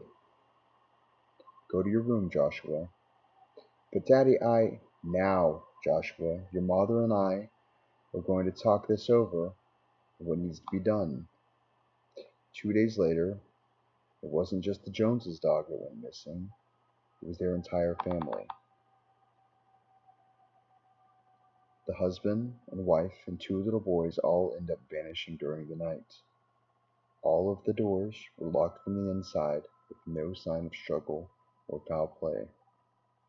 The brand new Toyota Prius was still parked neatly in the driveway, and the keys were inside the ceramic fruit bowl on their kitchen table. The police were stumped, but I had my theories, and I had my nightmares. Which brings me to rule number 2. Never let animals round your child, ever. It wasn't just the dog. Ever since my son was born, I'd been finding dead birds scattered all through the yard. And it was other things as well. The woods behind our house were the ones filled with the murmur of crickets, and other tiny creatures at night were now dead silent. Months went by, and Joshua and I never spoke about the incident again. I'm ashamed to say that I was afraid to, and I wanted more than anything to pretend that none of it was really happening. Part of me did want to tell my wife Elizabeth my suspicions, but how could I? It was her son too. And most of what I had felt was just that, feelings. It wasn't until the night of his 6th birthday that I found the courage. After making sure Joshua was still busy playing in his room, I walked down the hallway to our bedroom, locked the door behind me. Elizabeth, can we talk for a second? Before I could continue, she replied, David, I'm scared. There's something about Joshua, I interrupted. I know. The two of us stared at each other for a moment, surprised, yet not. She hugged me close. What do we do? She asked, and the lights went out. Where's your phone? I asked. Kitchen. Yours? I shook my head. I don't know, I replied. And then the music started. First quiet and almost imagined, and then louder. Is that what I think it is? I asked, swallowing nervously. My wife nodded. Chopin, Sonata, number 2. I looked back at her in disbelief. Is this a recording? I asked, but I knew the sound of our grand piano well enough. Joshua had never even practiced before. As the soft murmur of the piano began to swell and echo throughout the house, became ominous, even violent. Elizabeth and I sat down on the edge of the bed, holding each other's hands worriedly. Her eyes stared into mine as she found the courage to continue. I don't think he's our son. That's crazy, right? I said nothing, only pulled her closer, trying desperately to block out the terrifying melody of what was pushing its way into my mind. For a moment I thought of escaping through the window, but our bedroom was on the steeper side of our home. It was far too high to jump. The sonata finished, the dark growl of the piano dying down and finally becoming silent. I pressed my ear up against the wooden door. After a moment of hearing the soft patter of footsteps on the other side make their way closer, knock knock. Daddy? Mommy? I searched for the right words as I tried to hide my fear. Stupidly, I said the first thing that came to mind. Joshua, you aren't mad at us, are you? There was silence, and then the voice continued. But this time, it wasn't the voice of the little boy I had known for the past 6 years. It was much deeper. It wasn't a little boy's voice after all. That depends. Am I still your son? My eyes drifted towards my wife, terrified and crying on the bedroom floor. I wasn't far behind. Yes, say it, Joshua commanded, still in that much older voice. You're our son, I said softly. A minute or two of the most terrifying silence followed, and then the familiar voice of our child returned. Good, Daddy. Now come out so we can eat some cake. I looked at my wife nervously, and my hand unlocked the door. Before it even opened completely, Joshua took my wrist and led me into the kitchen to do the honors. Which brings me to my third rule. If they tell you to keep pretending, do it. It's not so bad after a while. Not so different, really, from raising a real little boy or girl. Just remember to follow the rules, and maybe you'll even stay alive. At least that's what Joshua keeps telling me.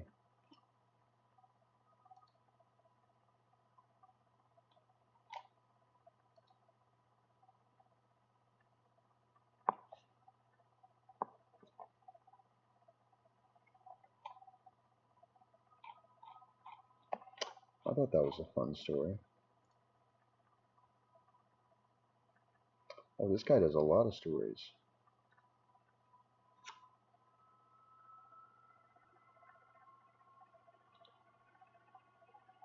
Yeah, that was a pretty good one.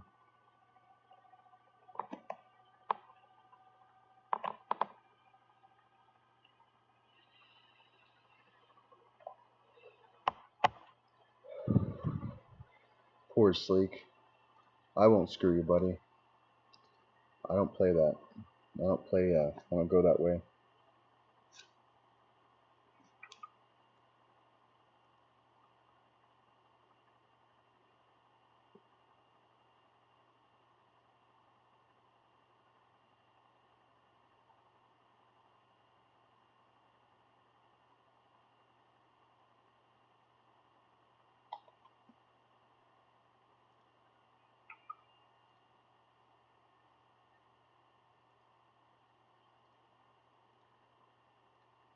Let's see here.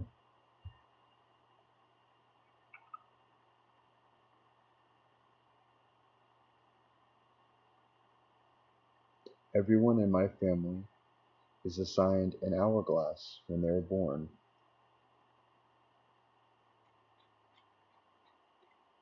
It's not too bad. That was a nice one, I guess. I think I'd be asking Joshua for a Lamborghini. Don't think I forgot. I'm still gonna get a Lamborghini. Or much cheaper, the new Corvette.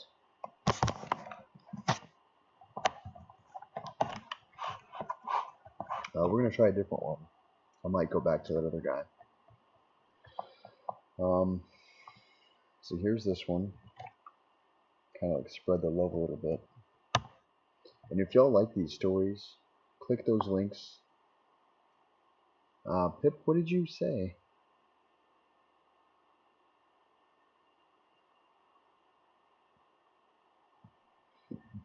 But anyways, sorry. If you like these stories, I'm providing links for all of them. Upvote them in Reddit. They appreciate that.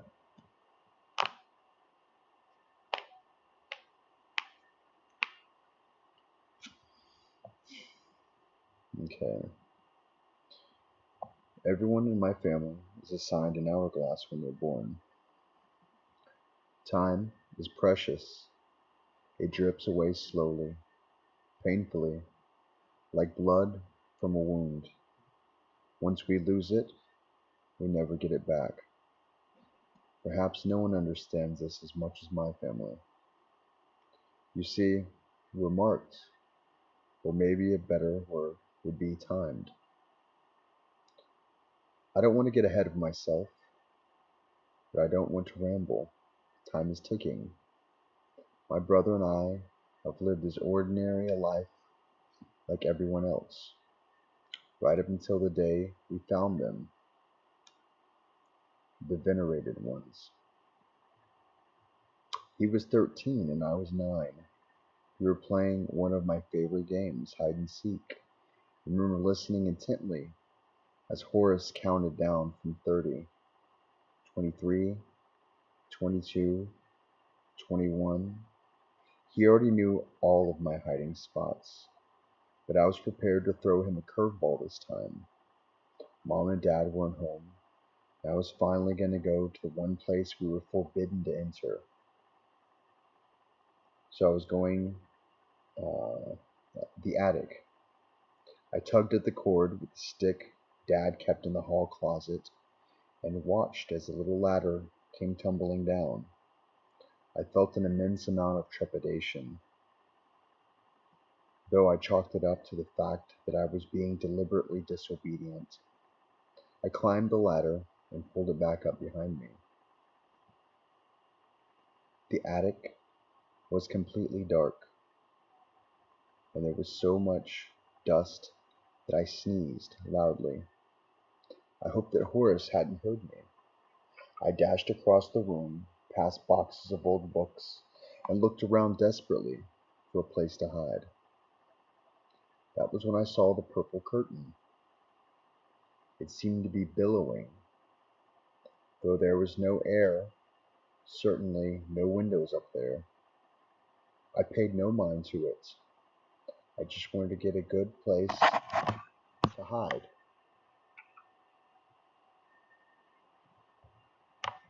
Weird noises.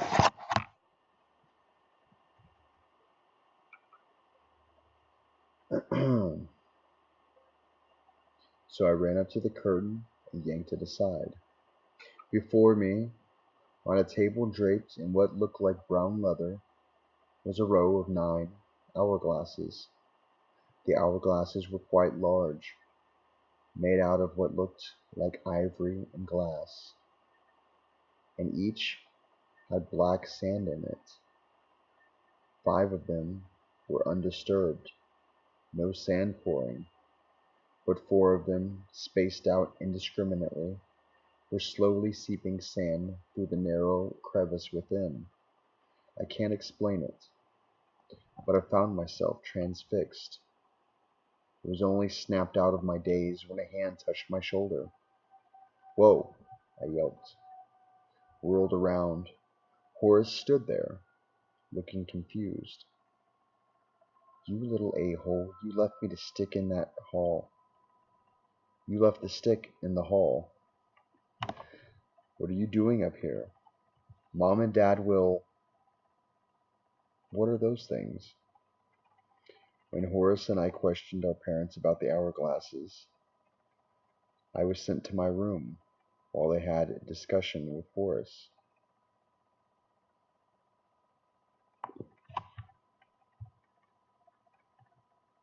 When I saw him next, Horace seemed to have lost all of the light in his eyes.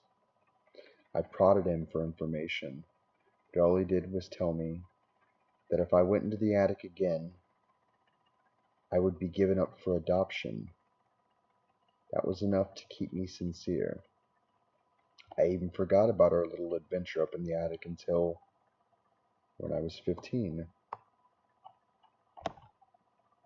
and my grandmother passed away. My father took me aside to give me the typical life and death talk, only this one wasn't so typical. "Listen, son, I know this is going to be hard to take in, especially with all of us grieving, but you must know now is a good time as any. I'm not trying to be funny, and I'm not pulling your leg. Everything I say from here on is true and extremely vital. A couple of centuries ago, we had an ancestor make a deal with something. It gave him everything he wanted, but it wasn't without a price. He was cursed to know the day of his death, as were the other members of his family. I'm sorry, as were the other members of his family, 9 in total. I listened with dread, unable to completely process what I was hearing.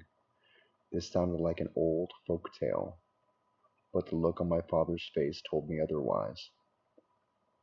It bestowed upon each family them an hourglass, and for each generation since then, only 9 of our family have been allowed to be alive at a time.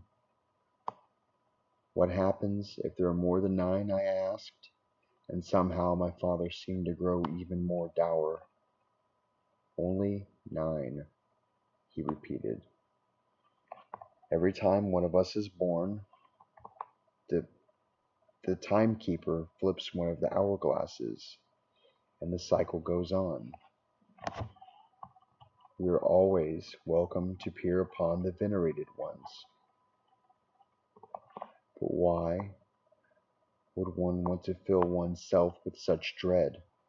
Many in our line have perished by their own hands. Many have drained the last grains of sand. But remember this, son. The venerated ones are to be treated with respect and much care. They must never be touched unless you want to potentially kill a relative with your recklessness. I didn't want to believe him. After our conversation, I ventured up to the attic for only a second time in my life.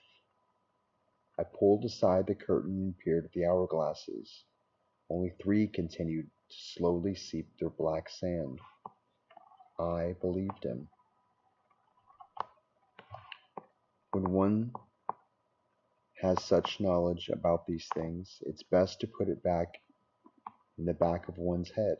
If not, the magnitude of such knowledge could consume you. I went on living my life knowing, but not thinking about the hourglass or the timekeeper. My brother and I eventually married. As soon as we found out his wife was pregnant with twins, he was quick to tell me there would be 5 of us now. My own son, Timothy, blessed us with his presence. A couple of years later, this was when I effed up. He was so precious and beautiful that I couldn't bear to see him have to go through the same hell that my brother and I had to. I didn't want him going mad from the pressure of looking at his own hourglass, or being indebted to some creature that haunted our family centuries ago. So on the night that he was born, I crept up to the attic in my parents' house and peered upon the venerated ones. Nothing, not the single one that had obviously just began sifting its sand, with so much more left over. I was determined to break the cycle once and for all. And so I flipped the hourglass back over. I watched as what little sand had already passed drifted slowly back into the rest. And then I waited. Hopefully, this hadn't backfired. When I returned home, my son was still alive and well, and I rejoiced. For the first few years, anyway. Tim turned out to be quite the troublemaker, fighting other kids at school, being disrespectful to myself and his mother, and even threatening to kill everyone. Someday, one day when Tim was around 9 years old, tragedy struck. My wife's car was hit by an 18-wheeler and flipped over the side of a freeway. She was unrecognizable. I had to identify her by the tattoo on her thigh. The other passenger in the car, our son Tim, however, had miraculously survived the incident.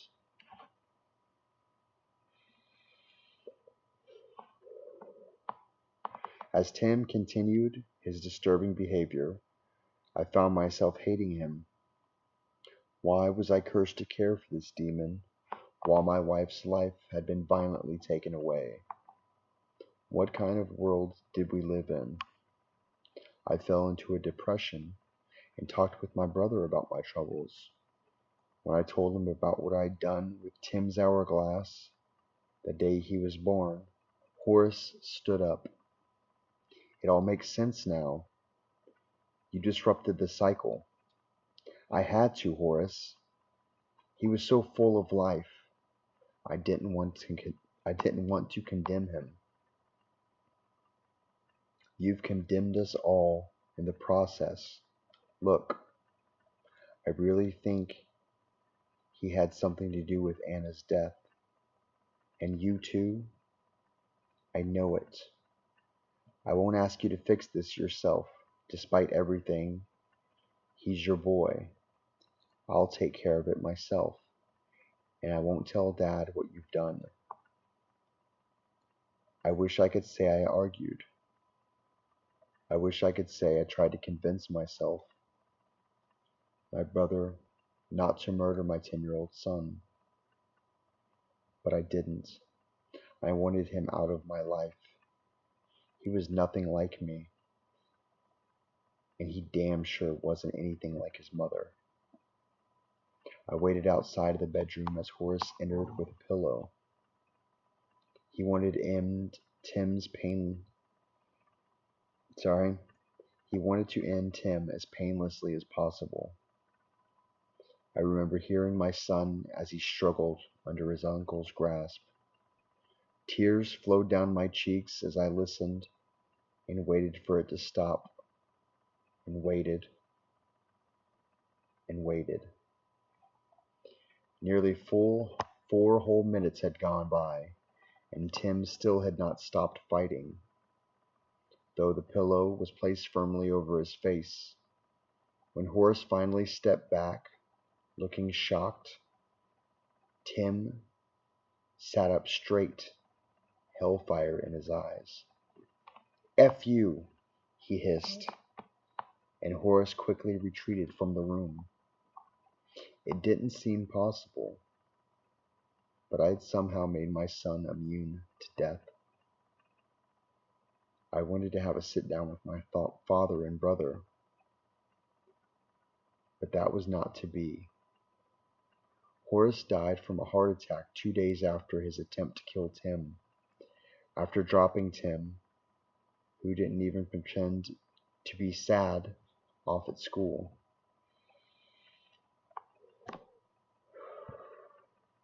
I went up into the attic. One of the hourglasses has been shattered on the floor.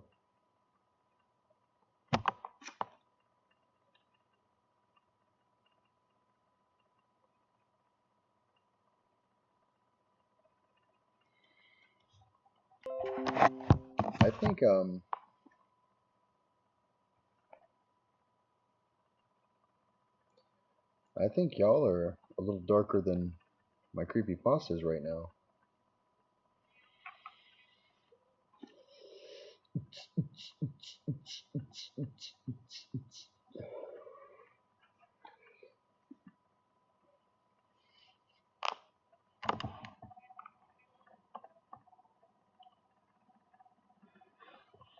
That's terrible to hear, Hound Dog.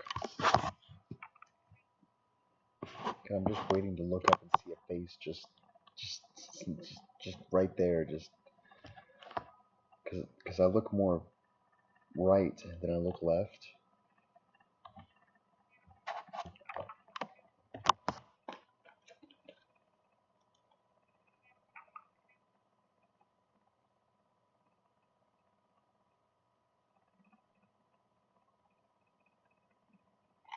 It's been a tough week. I would say so, buddy. If you need to talk. Thank you, Karen.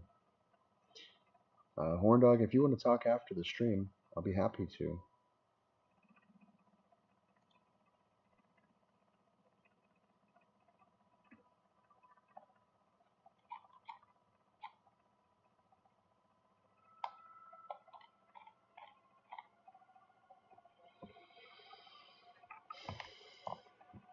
Got another one.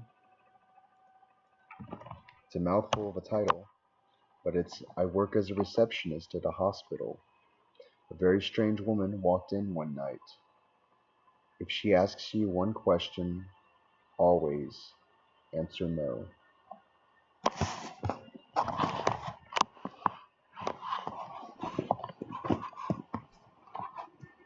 Let me get my tea.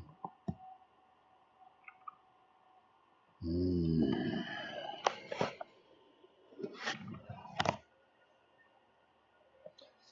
Ah, what a pleasant way to begin my 3 a.m. shift at Mercy Hospital. The first thing I did as I sat down was cut my finger. It was a paper cut, and despite working at one of the largest hospitals in the state, I couldn't find a single band-aid laying around. I sucked on my index finger like a vampire while I scrambled my desk looking for a band-aid. I found one. Purple. I'm a hospital receptionist, and all that means is I greet visitors, make appointments, and look nice. Well, as nice as 30-year-old man who hasn't slept in hours can look. That night, as we call it, was just me and a few nurses on the floor.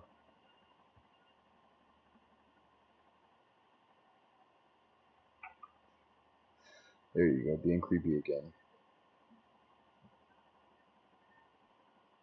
As you said something.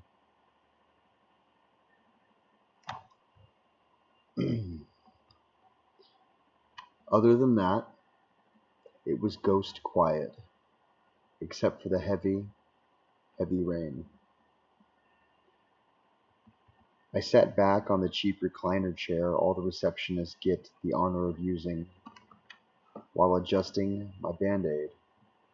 I listened to the television mounted on the corner of the ceiling as it broadcast a seemingly important message. Authorities say the woman is last seen on Cedar Avenue.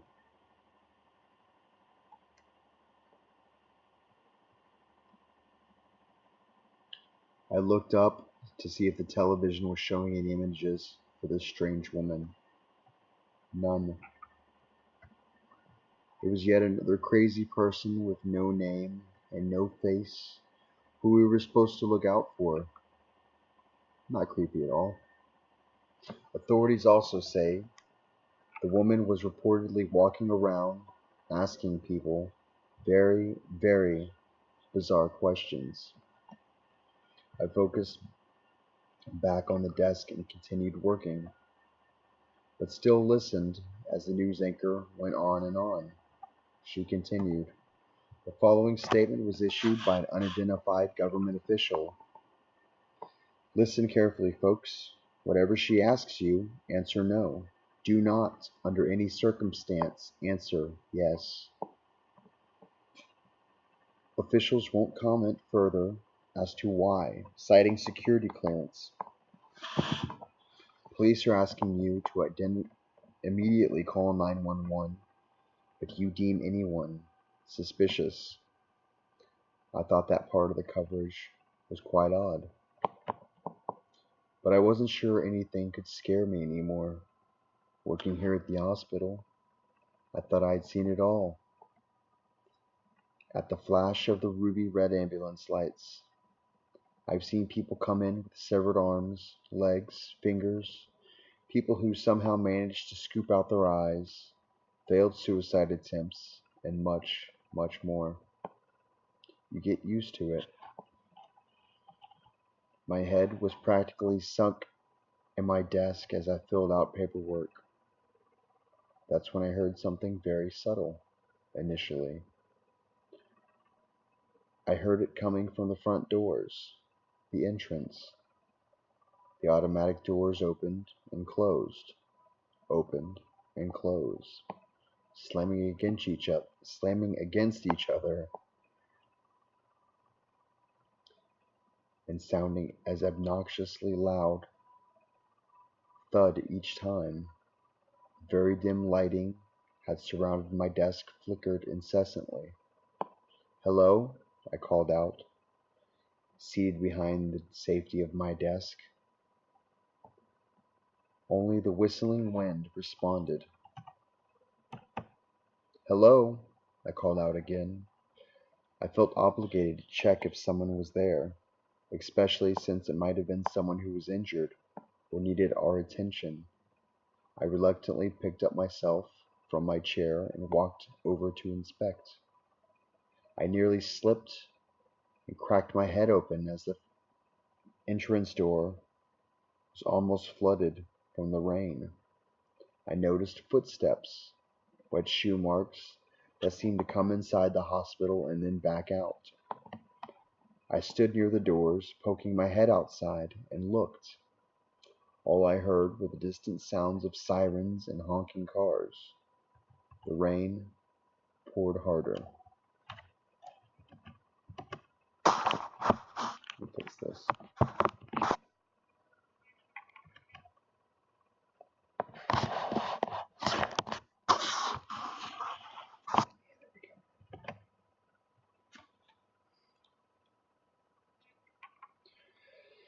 The peace and quiet was disturbed within moments of me sitting back down. The automatic doors started again, opening and closing, slamming shut and letting in more rain as they did. But this time, I heard gentle footsteps make their way towards me, tapping closer and closer. Someone slowly emerged from the darkness between the entrance and the front desk. A woman with drenched black hair approached, wearing a dark brown raincoat and a pair of boots that were too large for her toothpick legs. Her face was inundated with wrinkles and wet makeup. Her black eyeshadow was smudged. Despite the heavy rain outside, she didn't seem to be bothered wearing her hoodie. 10-4 Sleek. "Hello, how can I help you, ma'am?" She didn't respond. She looked around, scanned, and observed an unimpressed hospital.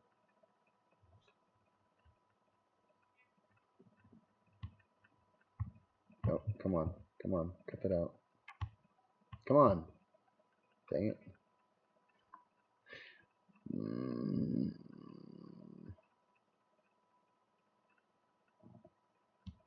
There we go. "Is there something I can help you with?" Still nothing. We engaged in a brief stare down, which she won. I looked down and pretended to gather important paperwork. "Are you here to visit someone?" Then finally she responded. Without talking, she simply nodded, then took a few steps forward, her hands hanging down at her side. Her posture was unnatural, almost uncomfortable. "Okay, for now, I need you to sign here, and you have to wait a few hours for visiting time to begin," I said, pushing forward a sheet of paper and a pen. She raised her arm to sign and then abruptly stopped. She seemed startled by something on my desk. She looked at me, tilted her head with a smile that was wide as her eyes, and said, "Would you please move that for me?" I was confused at first. and then she pointed at it with her index finger, as drops of rainwater tapping against my desk while her arm hovered over it. It took the little crucifix we had on the desk and put it in the drawer. The woman proceeded as if she was going to finally sign the paper, and then stopped before writing anything. She dropped the pen on the ground and stood there again, staring at me. Asked me a question. Do you reject the Trinity? I'm sorry, I replied. For a few more uncomfortable moments, the woman stood there like an ancient statue, but I had no idea what she meant by the question. Ma'am, who exactly are you here to see? Family? Friends? What's your relationship with the patient? Before I could finish talking midway through my question, the woman turned around and walked out the door, still smiling, her eyes as wide as I'd ever seen on a person. I went back to work and tried to move on, but her creepy mannerisms were trapped in my mind throughout the night. Around 4 a.m., I spotted one of the children in our hospital walking down the hall. Nina, is that you? I called out. All of the kids in the hospital knew me. I was proudly considered one of the cooler employees. I let them break the rules. I brought them snacks upstairs and even told them scary stories, despite, despite their predictable regrets later on. The nurses would get angry with me every time I held one of my scary story nights. They always had a bunch of bed sheets to change the next morning. I only did these things for the kids when I wasn't busy, when it was a quiet night.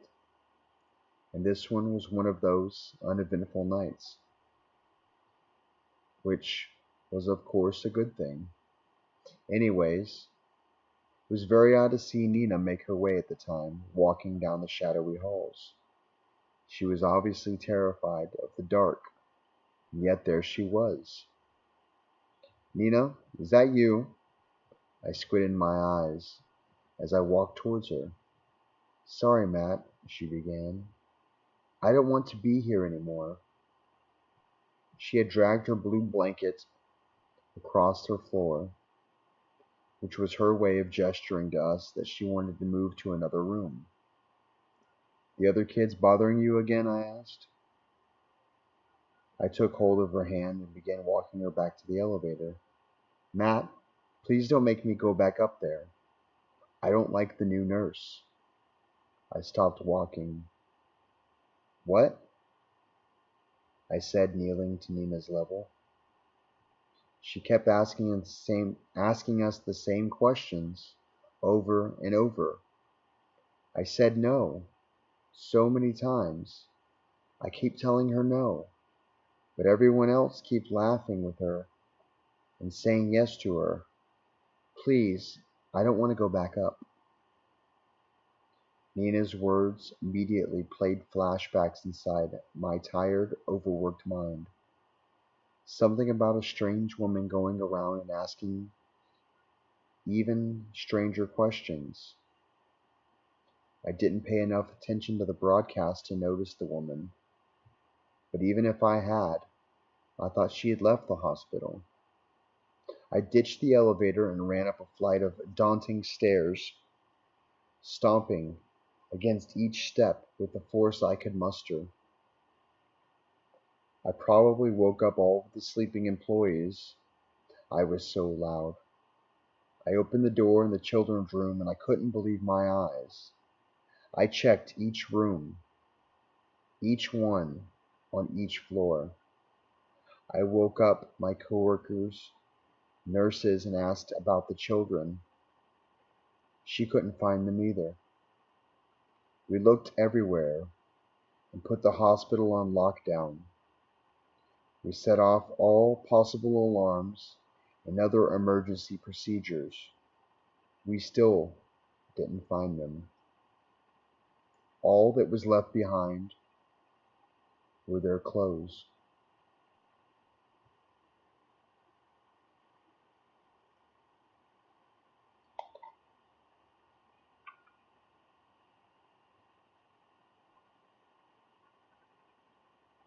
Alright, well, I know where you live now, Tinra. And once I get a rowboat, I'm knocking on your door. I'm just kidding. It'll be a dinghy, not a rowboat. Those little powered deals.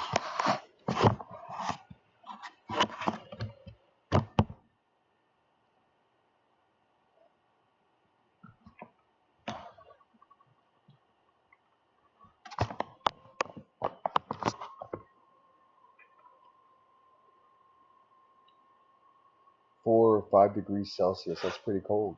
0 is freezing. I understand that.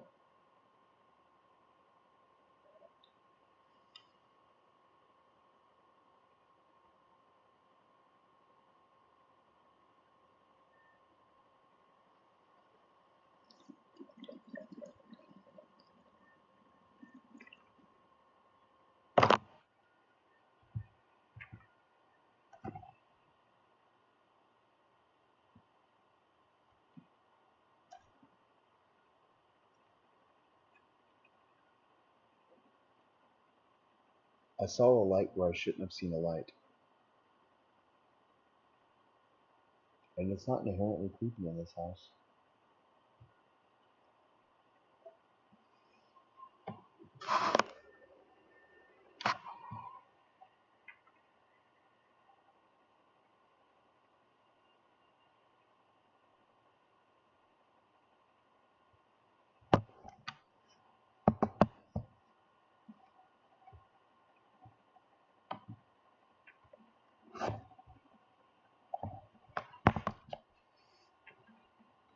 Rowboat? Nah. We use I don't know what that word is. And it goes toff, toff, toff.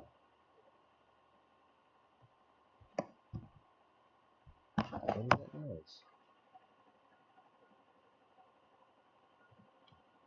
I don't know.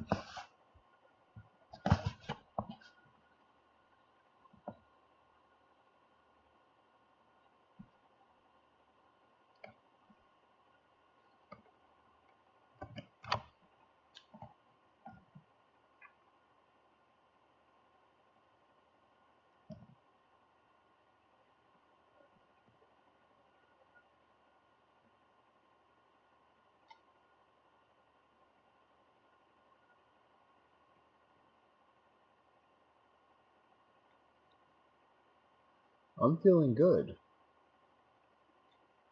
I'm enjoying some some some spooky stories.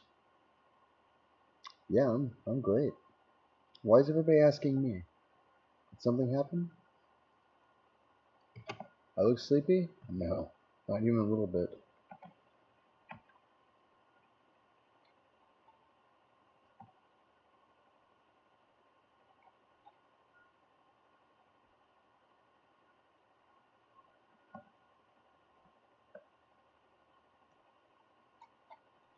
Just looking for stories.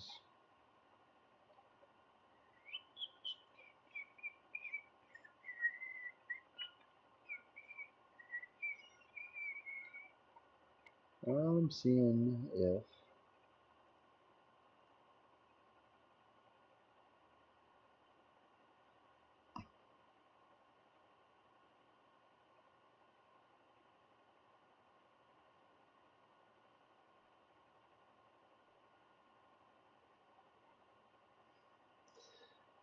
this guy is the guy that created the 3 rules you must follow if your child is a demon. Has some pretty fun looking stories. My best friend took me to a strip club last night. I'm the only one who got out alive. My dead girlfriend Ellen is pregnant. Does anyone know how having an undead baby works? A little boy told me he's stuck in the pipes under my drain. My shower drain.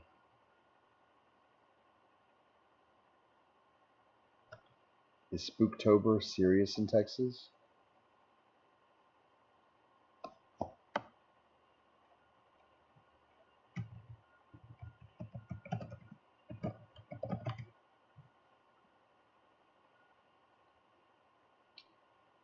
Apparently it is.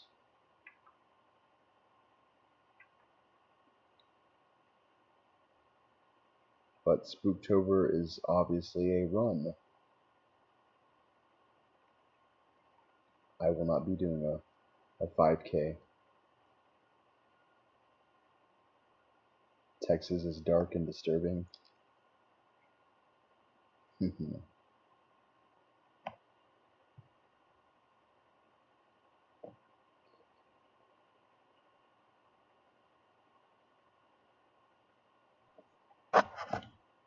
What was that noise?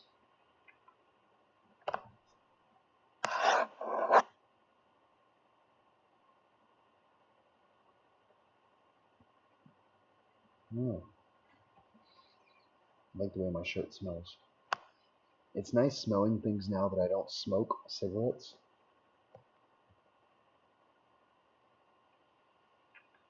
I can smell. Well, I can usually smell my hair. Oh,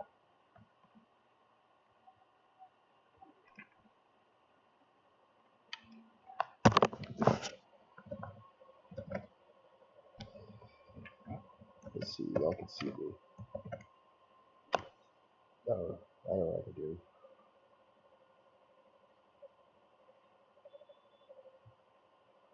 Yeah, y'all can see me fine.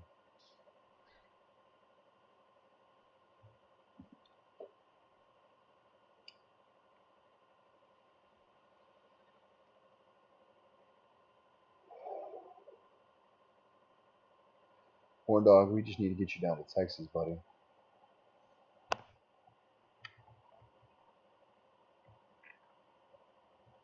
You know one of the worst parts about getting paid every week is your money goes away really quickly. It doesn't help that I had a bunch of bills. But I finally have money, guys. I think all of you should just move here. Well, I mean, I think y'all should all live in Texas.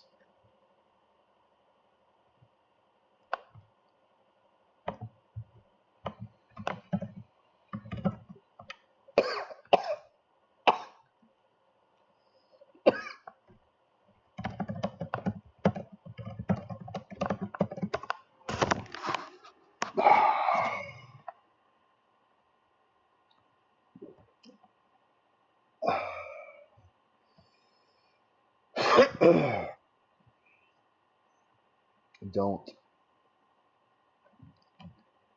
pull it in your mouth and then inhale it. Don't go straight into your lungs. It hurts. It burns. I mean, technically, everyone in the world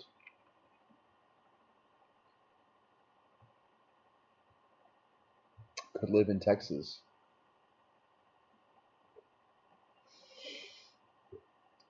And according to this map, I currently live in what could be Latin America.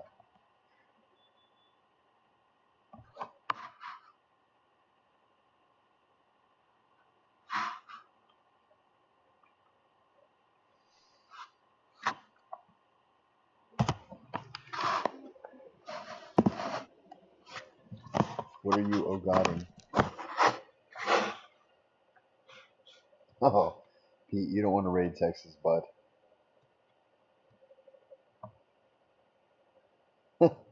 We're probably one of the few states you do not want to raid.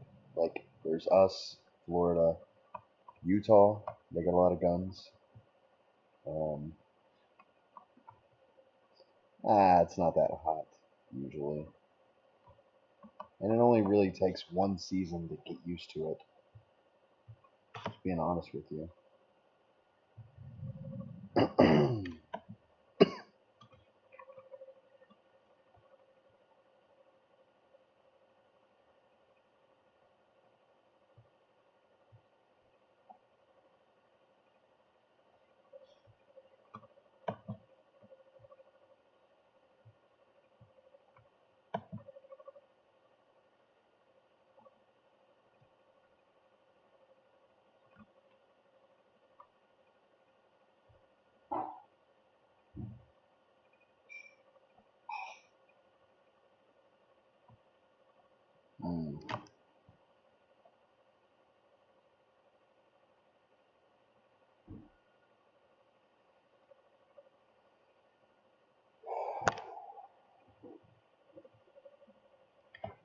You hate the heat?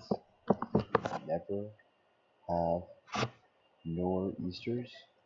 I don't know that word.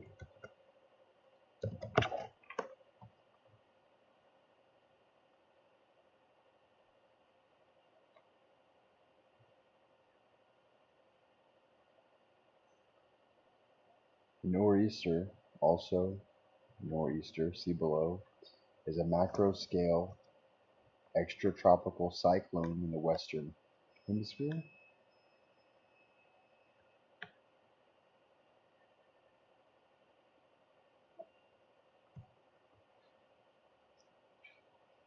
I think y'all are all drunk right now. Nor'easter looks like a dang hurricane. Oh, it's a blizzard.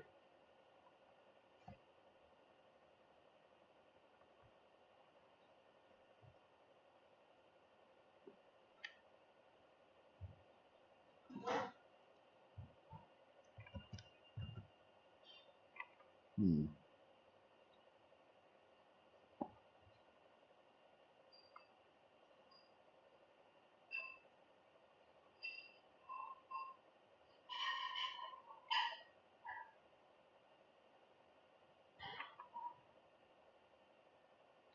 You want to live in a cold state, but you don't want to be the missing 411?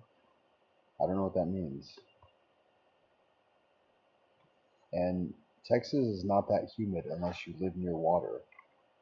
And only one side of Texas is near a bunch of water.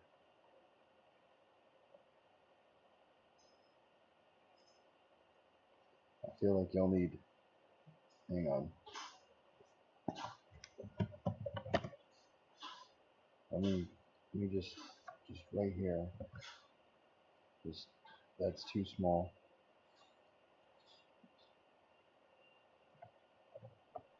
Let me. There we go. So the coast part. That's that's the really humid area.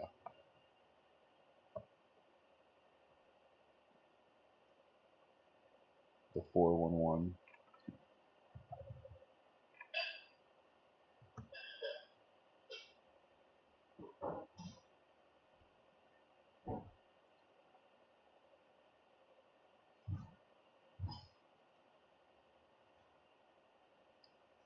Is it a reference to Canada? But yeah, so the really humid bit is like Corpus and all that stuff, and Houston, and just, just all of it. Padre. As you go inland more, I guarantee it gets much less humid. Missing 411. Oh,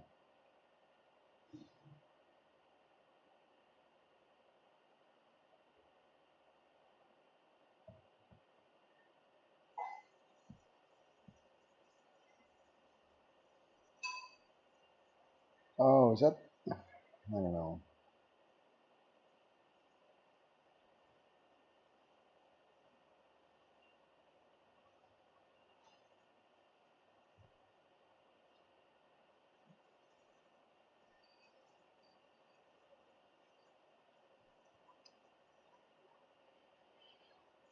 Following his work on Bigfoot, Haldez's next project was Missing 411, a series of self-published books and a documentary documenting unsolved cases of people who have gone missing in national parks and elsewhere.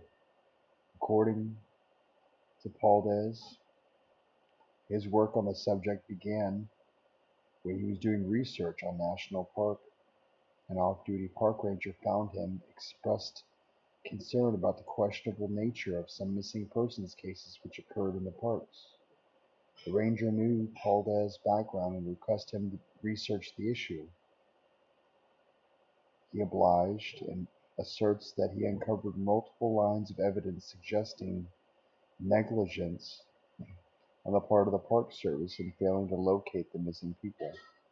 He broadened his investigation to include missing people from across the world, and this led his belief that he's uncovered a mysterious series of worldwide disappearances, which defied logical and conventional explanations. As of 2018, Valdez has written 8 books on the topic, recording a sobering coincidence. He does not yet have a theory on what is causing the disappearances, although he indicates that the field of suspects is narrowing. Valdez advises his readers to go outside of their normal comfort zone to determine who or what is the culprit. The interest in this book series prompted the creation of the documentary based on the missing 411 books, 411. This film was released in 2017. Cool.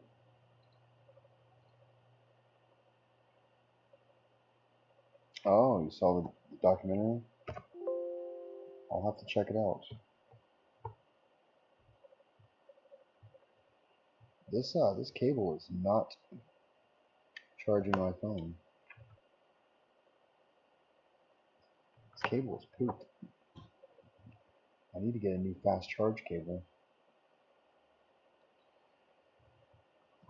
But anyways, I think I'm gonna get off here. I've been going for about 2, 3, 4.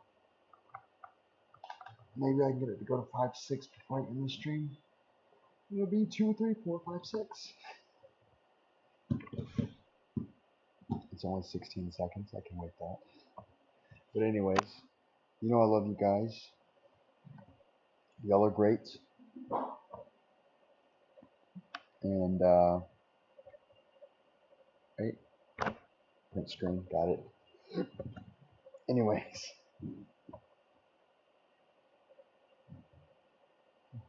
it's creepy. I'll have to check that out.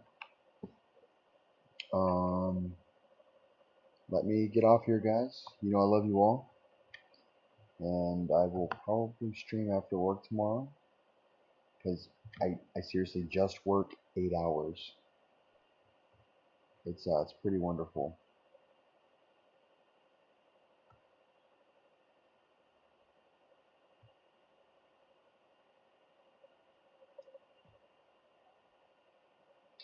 But